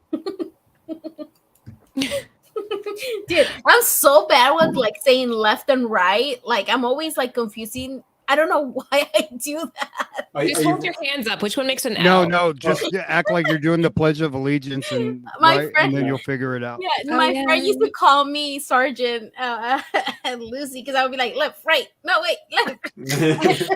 He's always doing that. I can't. You're such a dork. All right, guys. On the left side, we have the last recorded Raw was $5, a 9.8 went for 32. Basically the price of grading it. On the right side, we have a $3 Raw with the most common slab 9.8 out of 45. And the asterisk means that it's more than 1 to 90 days old. Correct? No, over 90 days. Damn it, John. So close. So close. All right, I'll get it on the next one. All right, so this is kind of like the highlight of the show tonight. But before we Before do that, go yes? that, I was gonna say, like, what if you said it costs the same price of grading Cup of it? coffee. So 30. Yeah. But so then, why even grade it? If it's a Nostalgia. lot of people grade weird shit, Lucy. If you go on eBay, it's like, why would you have graded that? Mhm. But here's a little surprise slide. And John, sorry, but we only have one from Matt, but we love you. Oh, Oh. I didn't know you were coming. How did you guys know? That was in my gangrene days. Yeah. It's a skin disorder. You guys are horrible. I knew it. I John, I knew need it. you to ask Matt DeVoe one question only the real Matt DeVoe would know.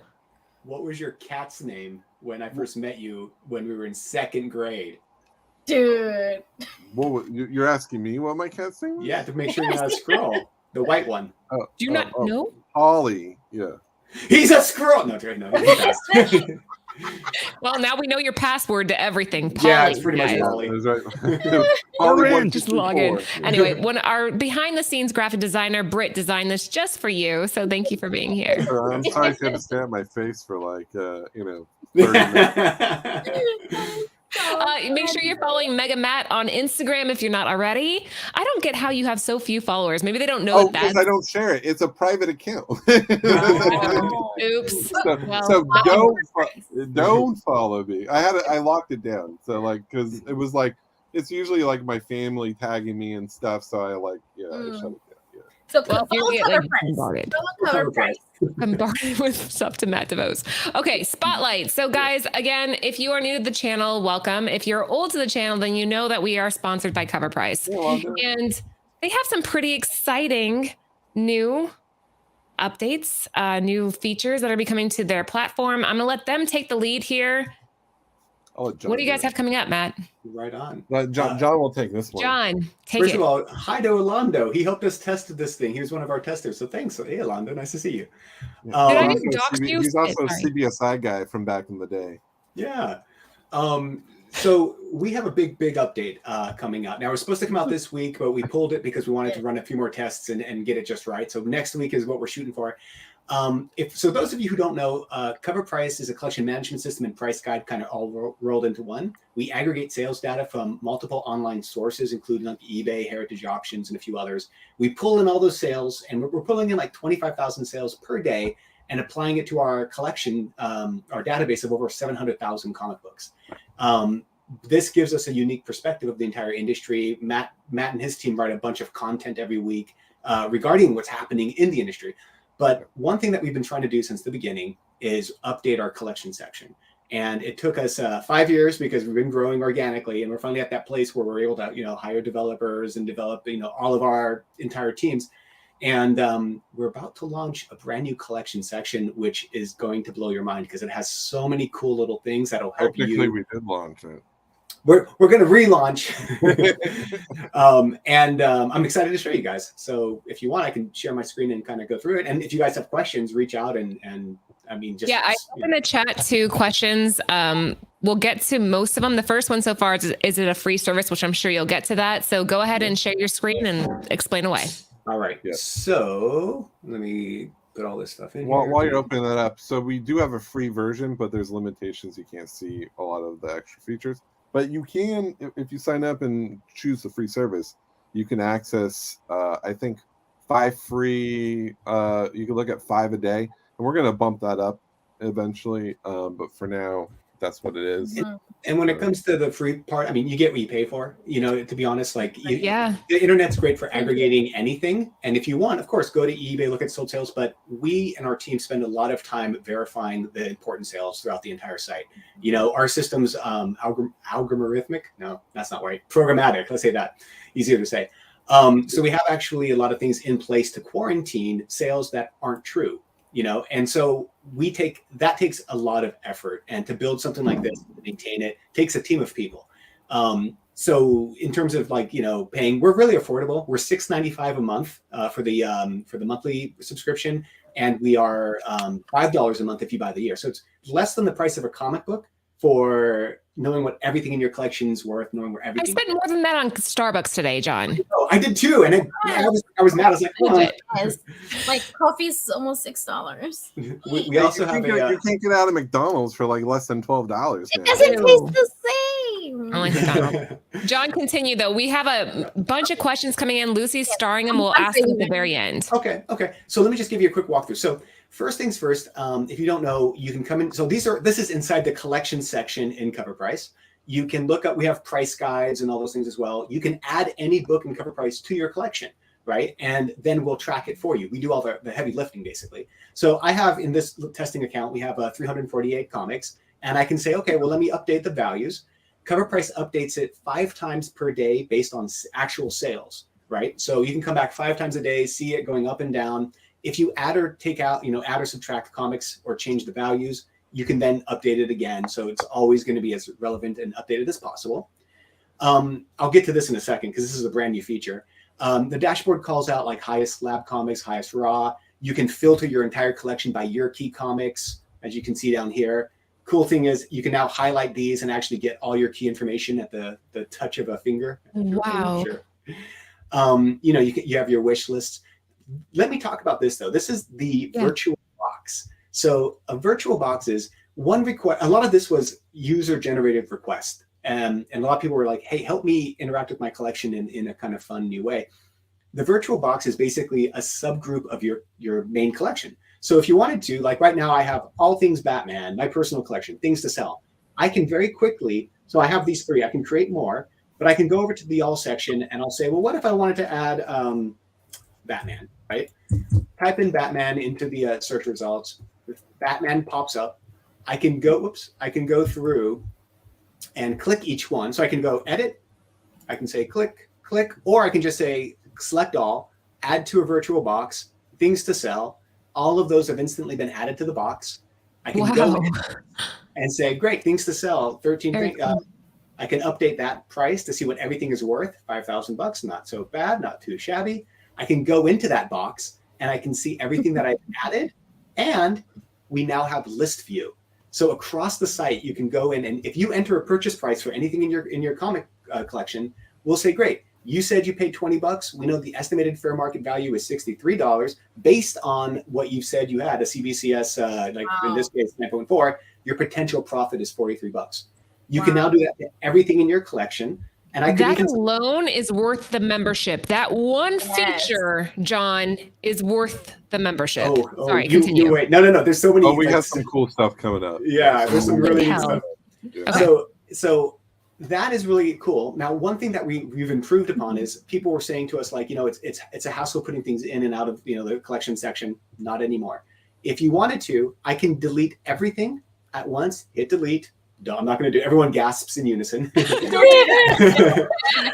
But now you can. I can also, like, if I wanted to add a price, like say I'm looking in list view here, and I notice that this one doesn't have a price, I can literally go through, and if I wanted to, I can select as many as I want. I can assign a purchase price to all of them at the same time. I could assign a grade. I can delete. I could add locations, and of course add it to a virtual box. So a lot more functionality, bringing everything up to your fingertips. And I can keep going, but I get excited. Check this out. So now you can filter everything in your collection, of course, by A to Z, what your highest estimated comic is, current market trends. This takes everything in your collection and says, let's bring it back to the real world. What in your collection is actually trending based on market trends? Wow. So that's pretty cool.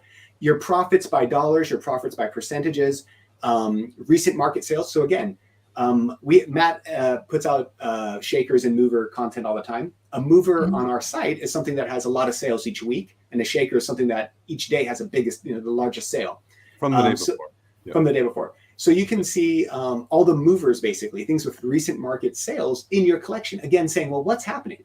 And this informs you of like, well, should I get this graded? Should I sell it? Should I hold on to it? It just starts that conversation. That's a huge question too. Should I get this graded? People ask that all the time. So if you're able to kind of speak to that, again. I just said that. Why would you get that grade? Yeah. So I can very easily go like this. Now this is our dev site. That's why you see this green bar. So the sales data in here is about 6 months old because it's on the development site, not the actual production. Before you go live, you test it someplace else so it doesn't break everything. And so, for example, I don't know how good these sales will be in this case, but let's see recent market sales. It might not be as fresh, but we'll see. So a bit old, but still, these have had recent sales. I could also go in and say, current market trends. We'll see if that spits out anything special. Things like that. But beyond that, Of course, now you can filter everything by virtual box. This is a cool one. You can now, if you have a short box, right? Short box 1, short box 2, all you have to do is you click. Oh, I love this cover of this David Mack cover. Oh yeah, Beautiful. We've added so much more information you can add about every single comic. If you're familiar with the old collection section, we didn't have a lot of stuff. But now I can say, okay, it's raw. We've added all these other grading companies as well. And if there's other grading companies, you can add that. We can put a grade in here. General notes, I can even mark that I want to get it slabbed. And so I can keep track of those and filter by that. And I'll see everything in my collection that I might want to get slabbed in the future. If I add that it's graded, this expands. I can now put in label information. I can now put in custom certification number, custom label type, slab quality. Nobody does this. No. Nobody I'll tell you does what, this. if you want to insure your collection, you would do it.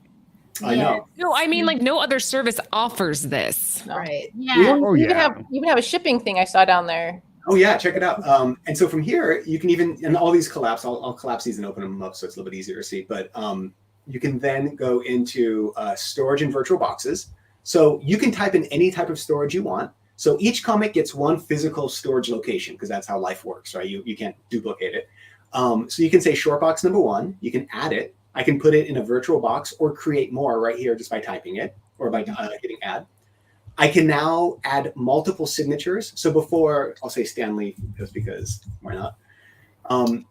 Why not? So we do that. We can apply that. The system before just let you say if it was signature signed or not. Now we can actually say Stanley, J. Scott Campbell, whoever you want. You can create your own list of creators. Okay. And in the future, we're hoping to actually attribute that to signature sales as well. But that's the future kind of thing. Cool. Here's one thing that we're kind of proud of. So CoverPrice does a really good job, in my opinion, my humble opinion, of bringing in sales data. However, there's instances where comic's not really that hot and doesn't have a lot of sales. Or it might be like you might have a 8.0 and we only have sales for a 9.8 or something like that. And some people don't like that we take the most common condition if we can't give you your condition.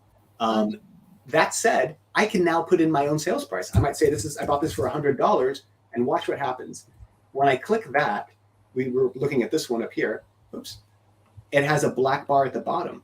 So now it indicates that this is your my value that you've entered. And you can filter by that and quickly remove them all. If you know there's been any sales, it'll automatically revert back to the cover price for market value. So now we'll give you all that power right back to you. This is also to help, like if you have an EGS or a Halo book, and they're not quite, compared to CGC prices, you can adjust it accordingly. And you can sort by any grading company in your collection. You can sort, of course, by grade. You can now sort by publisher. You might be a big indie fan. You can now go through and see everything in your collection by those publishers, by value, and of course, your one shots, your foreign comics, and all that. So our filtering and sorting capabilities are going to the next level. Like this is, like you said, we haven't seen this out there, so we're really excited to be the first kind of This is present. huge.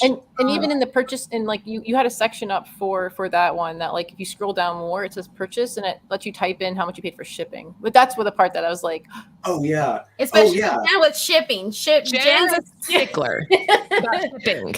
That bugs her. yeah. Well, check this out. Like yeah. So with shipping, I'm sorry, I kind of jumped around there. I went to the filters. Your purchase information, I can now say I bought this today. I have 1 cent because I'm generous with myself here. Say $1. Shipping costs, additional fees. You can choose the sales venue. You can add a storefront for that venue, whatever. And these aren't fixed. You can add whatever store, whatnot, Instagram sales, whatever you want. You can put it in there. Transaction number, tracking number, purchase note. I have a little note in here for myself. Got ripped off. This helps you remember, and in the future, we're going to be building out other parts of the section of the collector section, collection section that will let you filter by all those things. So in the future, you'll be able to say like, "Hey, I bought all these comics from this one store. Have they been? Is that a good thing? Have I paid too much? Have I not paid much?" It gives you power to start looking at all that. And of course, we have all the you can rate your comics. Right now, this is not connected to anything. This is just for your own information. But what we want to do is we want to be able to say, hey, you went to this Invincible book. what does the Cover Price community say about it? Is it good? Should you buy it? Should you read it? And of course, we'll use this eventually to make recommendations to you once we put in like story arcs and things like that. We'll be like, oh, they like Invincible. Oh, maybe there's another Kirkman thing out there that this person likes. I love this, right? So if my buddy comes to me, hey Joe, how come you haven't come to my shop lately? Well, I've organized my comics, and everything that I bought from you, I haven't made any money. So I will no longer be buying comics from you.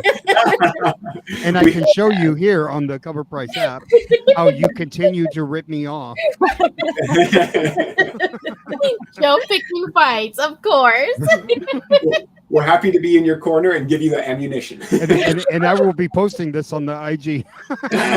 No, I'm just playing.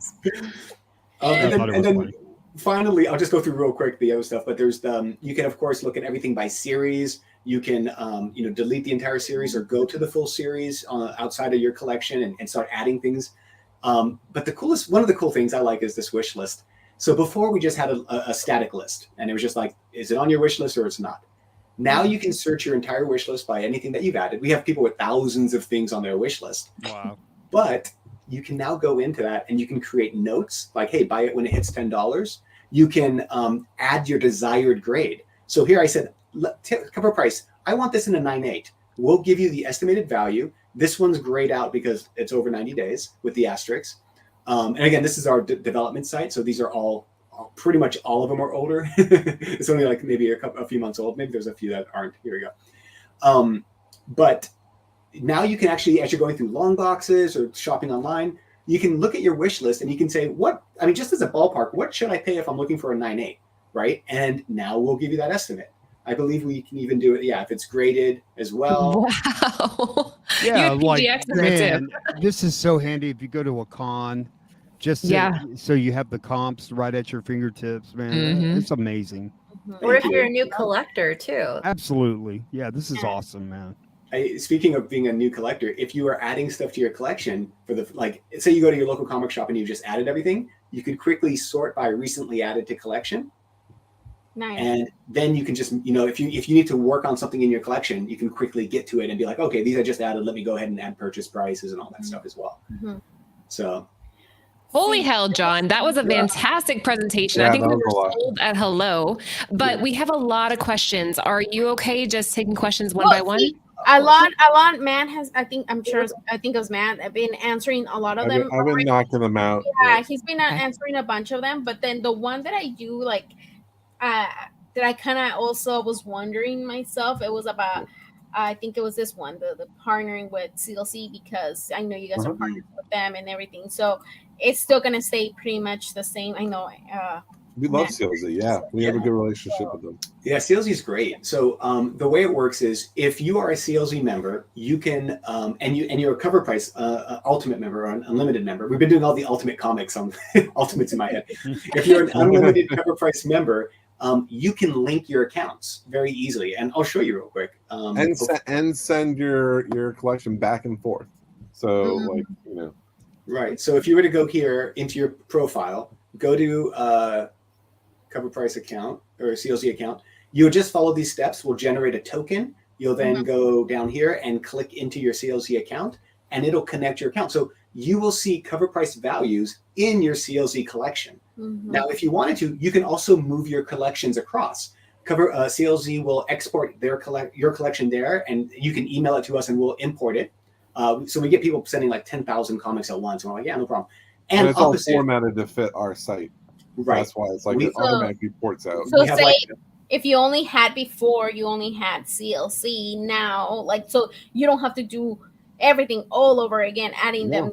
Unless you have fun, go ahead, right? But if you don't want to, you don't have time to do that, you just email. You just port it in, and it dumps it all in. And vice versa. We're happy to export the collection so you can import it into CLZ. They've been great partners, and we totally encourage anyone to check out their system as well, because they've been around for a very long time and they've solved a lot of these problems. But yeah, so I think it's a great partnership. So it's not going anywhere. So there's another one too that I Matt kind of already asked, but like a scanner, that would be cool. Yeah, scanner and an app. Those are the two things we get all the time. That was my other one. I'll answer both with one breath. The app is coming. The website is fully mobile responsive, especially this new section. We've completely built this with mobile first design practices, thinking that yes, 68% of our users are using mobile. So 100%, this is like, you're going to love how it looks on your phone.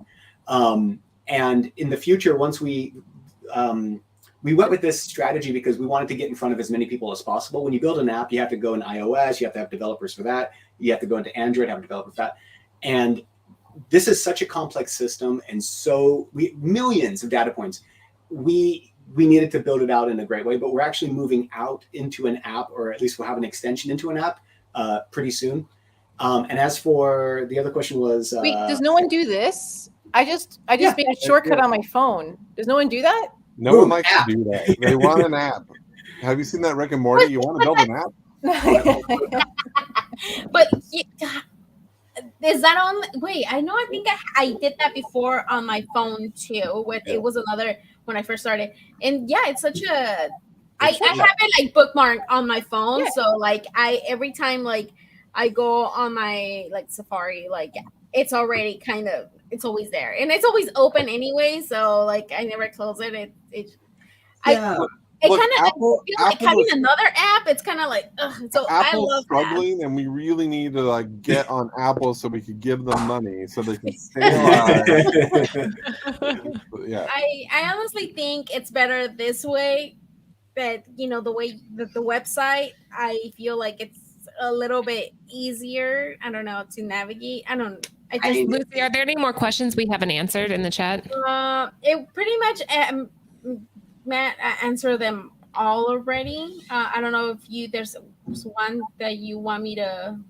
We're also working. In Secret Invasion, when he takes that contact and puts it on the owl or the statue, we're working on those contacts. So you can pop that in and just look at your collection, and it'll drop it all in. Can't wait. The scanner was, I guess, that other question, right? Yeah, that's the one that I showed earlier. And yeah, our team's looking into that. We have some. We finally hit like a really cool pace. So now this is the big launch, because this was an entire section. We're going to be building on top of this, and this in the next couple months, you're going to see about a real big launch every single month for the next few months, and then we're actually reinvesting everything into some of our structure. So our roadmap is like already 2 years long, to be honest, of cool things that we're going to be adding. And an image scanner and other things like that are definitely on the roadmap. Eric has a great question, John. A great question. What is it? Cover price merch for purchase on the site, John. Oh God, this is what Matt wants all the time. You want to look as cool as Laura and I? You know how many times I mention this at meetings? It's at least every month where I'm like, we really need to get like. He's like, yeah. Well, here's the cool thing. If you come to San Diego Comic-Con, we're going to be giving away. We will be there, Geek. We will be at San Diego with there you go. Yeah, and we have a panel. If you come and are a Cover Price member or sign up right there, we'll give you a free shirt. Bam! Laura, get me a shirt. While supplies last. I'll do a shirt while I'm there. I need a shirt too. We'll get you shirts. Yes, we can. Yes. Yeah, eventually we'll do some merch and stuff. Matt keeps saying like if people want this, and I'm like, I don't know. They do. They do. Yeah. People do. We were just ordering this, and I was like, John, you got to bump the order. He's like, it's so expensive. I'm like, bump the order. He's like, but we're spending so much money. I was like, bump the order. He's like, advertisement. I'm like, fine, let's not do it. I was at the gym in this shirt the other day, and somebody's like, "What's Cover Price?" And I'm like, "I'll tell you what Cover Price is." And I'm at the gym, like sweating my ass off, explaining Cover Price. You could do is put a QR code on the back. That would be cool. Like right at the collar up here or something. Someone's like, if they call me Bruce, just reach out to us on social. We'll put you on a list. There are people asking that have asked us, and we said wait till San Diego. Chill out, Bruce. You ain't getting nothing now, bro. Bruce is awesome. We do have these cool hats too. Just to make it even worse. Hey, Black Spiders, it's not a free shirt, but you sign up, it's a free shirt, right? Yeah. I'll just make my own Cover Price shirt. No, they're soft, Joe. They're like super soft, and they're like the good material. Hey, wait a minute, that's not our logo. Red Hood, if you want to make your own, go for it. Yeah, we'll buy it from you afterwards. Yeah. Hey, I'll make it. I've got some good ideas. I'll make it. I just made. Oh, where's my shirt? My Anya shirt. Oh, that's right. You make your own shirts. She Yeah. does. She's a wizard. Yeah, she leaves people out of them though. Yeah. Oh, she will. Lucy, can you make 200 for us for San Diego? Yeah, we'll Okay. I That's just made this cool. one. That's so Nice. cool. Cute. Yeah, it's fun. Let's see. I was sitting on it right now. Oops. Yeah, these t-shirts are pretty soft. This is actually what Abercrombie and Finch use. It's a Is tri-blend. it? It's so Oh. soft. Nice. I know. They are super soft. I love it. Guys, really quickly, I know that we've kept them way longer than I promised, but if you have any more questions, now or never, ask Well, any there questions you in go, the chat Eric. before we move on. Red Hood. Eventually, we'll Cover do. price. Was it 2 weeks ago? We did that. We rerun a 2-year-old. Oh Yeah. Oh my gosh, that was so funny because I was talking to it and I'm like, they're not listening, and they're like, oh my god, they're using old graphics, and then Lucy was like, there's another company. What's the name of it? I think it's Cover something. And I was like, what the hell, Lucy? I was yelling at the camera, trying to like. I'm like, an why aren't old they video. responding? Very see, old. But see, I'm like, I already knew about cover. Yeah. I'm really, I'm really down with that. But it was so funny. So I texted Laura. I was like, "What is going on?" And she's like, "It's an old show." I'm like, "Oh, okay." Yeah, this is Old when we video. first started. Like it was when we first started. Yeah, it was so funny because we're all talking in the chats. They're like, "I don't think they're listening." Yeah, they're not listening. What's going on? I was mildly amused. He said that's so embarrassing, said Bruce. Jeez, Yeah. Matt. We It was- definitely can update that. Yeah, And then this one. yeah, they can Yeah. tell their tricks. Yeah. Yeah, that is that's so funny. Well, No, it was so funny. I did feel like an idiot after it. But Well, my sister who knows that I moved, and that was in my Yeah. old apartment. We're all in our old houses. Why Yeah. aren't you this and this? And then she's like, LOL, just realized it. You're in your old house. I'm in my old house. Lucy's in like the living room. We're all in like different locations. There's no Sarah. It's like, come on, guys, connect. I with Dad. didn't even know that you could do an old show as a live show. Like I didn't even know that was possible. Reruns. You guys should do your first show on April Fools. Just do your first show Yeah. ever and just Right. put it and let it Oh, go. that's actually a fantastic idea. Let's do it. I'm in. And you know what, John? Our very first show was on April Fools. Like, Oh my when God. like that's our anniversary, April. We were all so nervous. We didn't know each other back then. So it was like the first time meeting each other and we're on like camera together. And it's like, we're all kind of like, I stuttered. It was Yeah. awkward. Anyway, all right, guys. So there you go. That is the Cover Price update. And again, they are our sponsors. So we 100% back this platform. The app is coming. Be patient. It is worth it. Lots But of in the stuff meantime, coming. Lots of stuff coming. Oh, Yeah. okay. Yeah, this one, search artist, because sometimes like I see Yeah. something. Yeah. You're listening into every one of our meetings, and this is it's unfortunately like everything takes time, and everything is like resources, and okay, what are we gonna do? What do we focus on? It's You know what would be the craziest one? Like, you know how Google does that picture, like to, the picture search. Sure. If you guys do that, That's on the list. It's 100%. shut up. I just will say this though, like from a comic book collector kind of standpoint, Matt and I started this company 7 years ago. It took us 2 years to even get to the point where we could launch it because we were building it and building the databases and all those things. We love this community, and everything we do with it goes back into making it better and hiring better, stronger people who can help us do this. And this release is just a testament to like the team that we've hired, who are just amazing people. And a lot of them, so we have a lot of volunteers, we have some contractors, we have some full-time people. And to be honest, like this community, you put a flag in the sand and people come running to you. And it's been such an inspiration because everyone has made like Cover Price better. Everyone has great ideas. You're welcome. All of them. Yeah, thank you. so just a thank you to that. And honestly, even our competitors, like we're all part of this big ecosystem, right? And like we have nothing bad to ever say about it, like any of our competitors too, because we're all in the same. We're in this little nugget together, and we all offer. Yeah, there you go. Let's do it. I have bad things to say about my competitors. I have a lot of bad things to say about my competitors. Have you watched any of those? Like let's do this. What was it called? High School Musical, but without the music. Yeah, those are amazing. Oh shit! I forgot about the giveaways. Hold on. Before we do giveaways, we like to end our show before the giveaway on the Vana of the week, and Jen was nominated this week to pick it. So the Vana, guys, if you're new to Nearing Nirvana, this is something that we like to send you off with into the world, but then we'll do a giveaway after that. Jen. The truth is still the truth, even if no one believes it. A lie is still a lie, even if everyone believes it. Ooh. Damn, that's very Secret Invasion-y. Jen's a scroll. It's also very AI too. Yes, Jen's an AI. Just kidding. And a scroll. That's really deep, Jen. A lie is still a lie if everyone believes it. That's crazy. The bigger the lie, the more people will believe it. Yeah. But it's still a lie.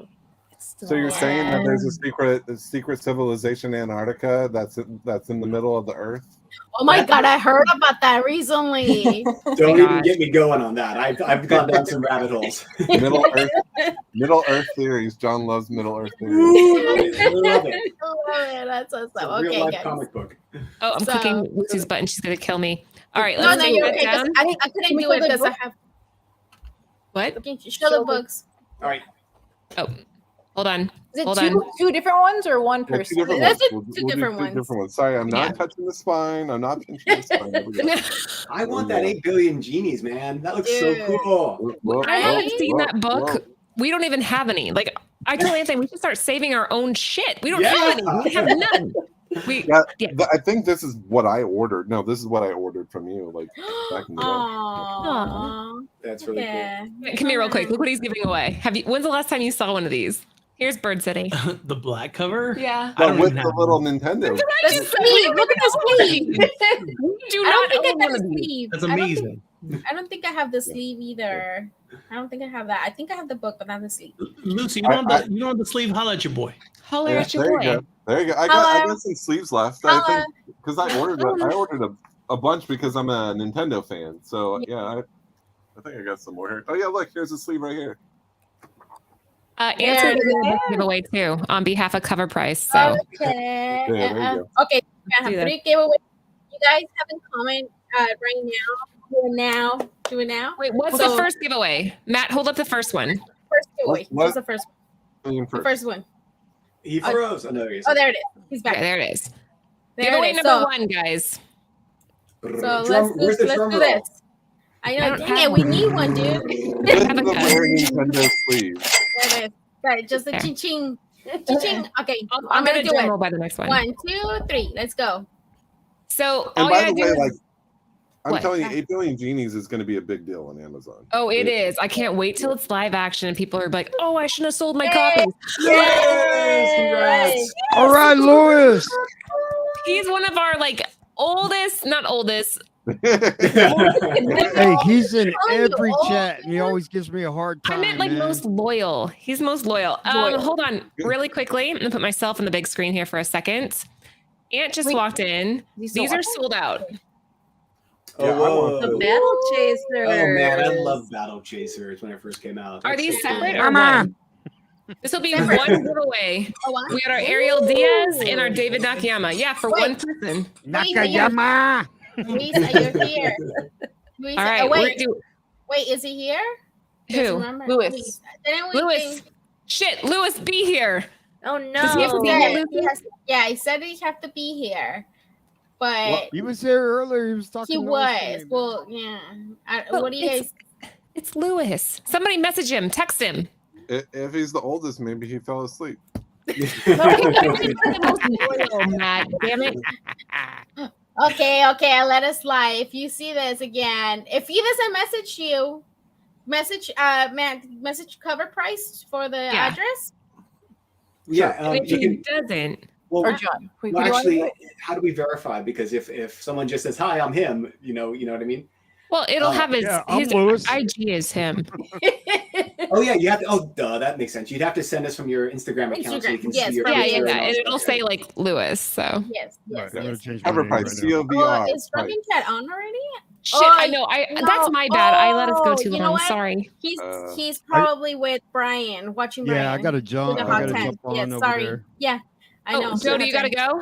Yeah, I'm on. All right, love you, Joe. Sorry. Love you Bye, guys. Joe. Matt, How it do was a you pleasure. guys? John, Pleasure, Joe. An absolute thank you pleasure. guys. Great product. you're I'm not. a happy member. No Yeah, complaint yeah, Long here. Short keeps trying to get me on Thank his you so show, much. so I'll get. Oh I'll get yeah, on man. that. Like You you have school to. everybody, Yes. man. All right, Like- let's do. Bye, Joe. Thank you so much. Okay, Let's Bye, do guys. giveaway number next one. 2. The next one. Okay. I'm Let's also a Giveaway huge number 2. Mersonoff fan, because I see. love his digging stuff. Yeah, he's so funny. All right, Okay. so number Let's 2 hear. we'll do mine for number 2. So it'll be for the Battle Oh. Chasers. Oh, man, I Ariel want Diaz and those. David Nakayama, the set. Okay, I already pressed it. Sorry. Oh, Rob. Rob. Congratulations, Rob. Are I know you Rob here? was here. I just Rob, saw him. He is 9,000 here. Born in the Yes. year Yes, 9009. He's from the future. He is here because he said congratulations. Laura, real quick, because Yeah. you sold out, and if people for the first time are tuning in and aren't aware that a lot of retailers do this, you sell out, but you hold back a certain amount of number for damages. Yes. So basically, if you're a retailer, we hold back 10% of our run just because there's damages, guys. Some of them come with spine ticks all over them. Some of them come in a dented box. You never know. So if you sell your full run and then you get them in the mail and some of them are damages, you're screwed. So we hold back a certain percentage of our sales, and that's what you're getting. You're getting the stuff that after we sort and pick out all the ones that are 9.4 or better for our regular customers, we have leftovers. And that's what that is. He won and he's saying rig. If you How won. was that rigged? He's right. Let's rerun it. Let's Yeah, rerun no, it. He's Rob, you totally make an right. excellent. That's right. That is Let's redo it. somebody. Okay, next one. Hold on. Let me do it again. Next one is for Matt. Can you hold it up again? It's for the Gold. This gorgeous Okay, gold look at in that. Huck Lee $150 book. World Is it number 1? Alec, you're gonna win, right? Oh, Belinda, I think she left already. So Belinda Arroyo. that's Anthony's mom. And you know what? And she only said bye to me. She said bye, Lucy.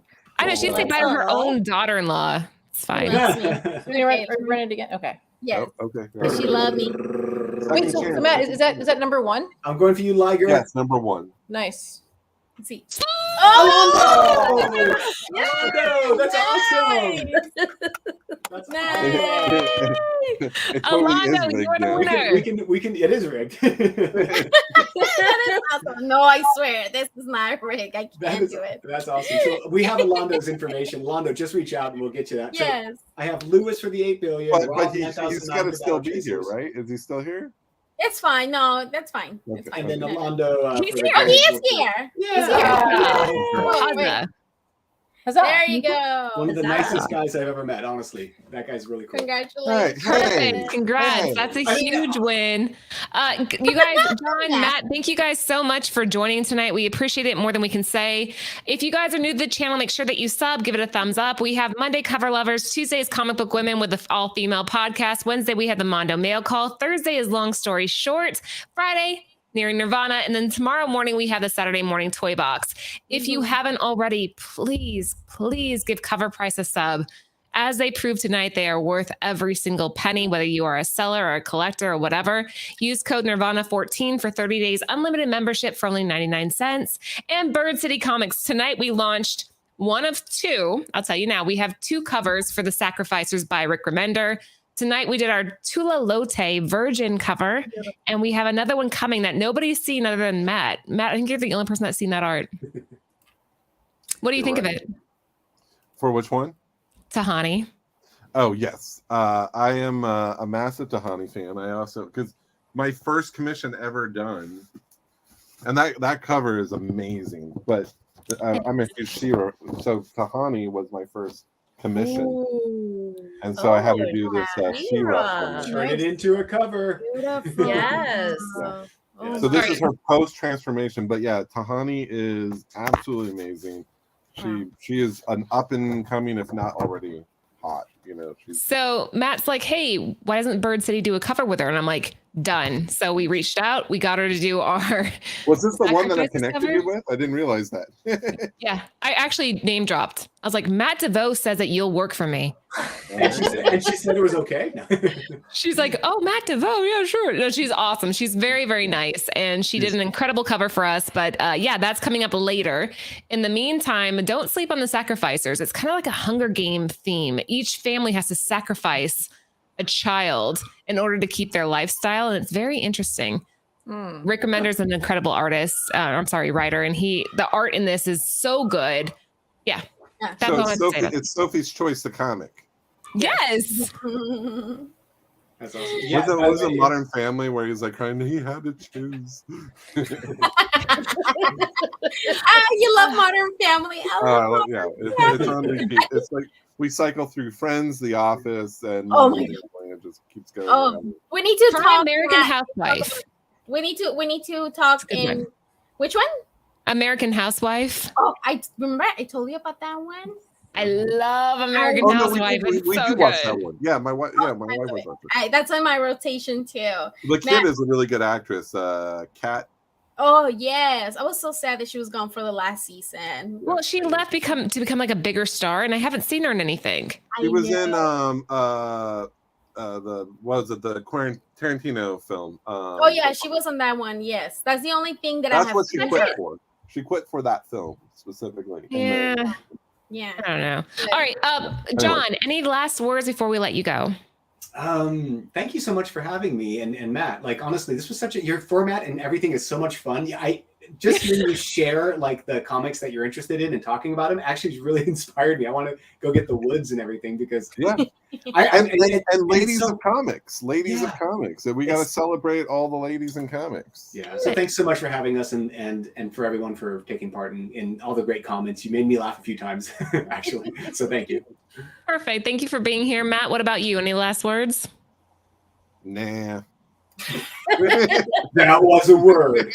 Thank you for having us on. No, we love you, ladies. You guys are fantastic. So we'll whatever you guys need, and we're always here. If you ever want to hit us up, there was one time where John yelled at me where someone texted us or messaged, "Hey, can you go through all these books and let me know what they're worth?" I was like, all right. Don't tell Jen that. She'll send you like thousands. And you'll be so John was like, why didn't you just send them to the site? I'm like, I don't know. And then that guy was then at my sister's party and telling a story unrelated, not knowing that she was my sister, telling this story. It was a weird connection. Anyway. That was beautiful. That's beautiful, Matt. Thank you for that. Customer service. You can bug us for anything. Yeah, honestly, you can. It's pretty much us entering a lot of the emails anyway. So we'll drive you to the DMV. You need it? We're there for you. How incredibly cool that you have two childhood friends that built something out of nothing. And you guys built this thing that people need and people use. And it's amazing. I'm proud of both of you. I'm proud to have you as sponsors. The girls and I appreciate every single week the data that we can pull from your site. So thank you for sponsoring. That's it for us tonight.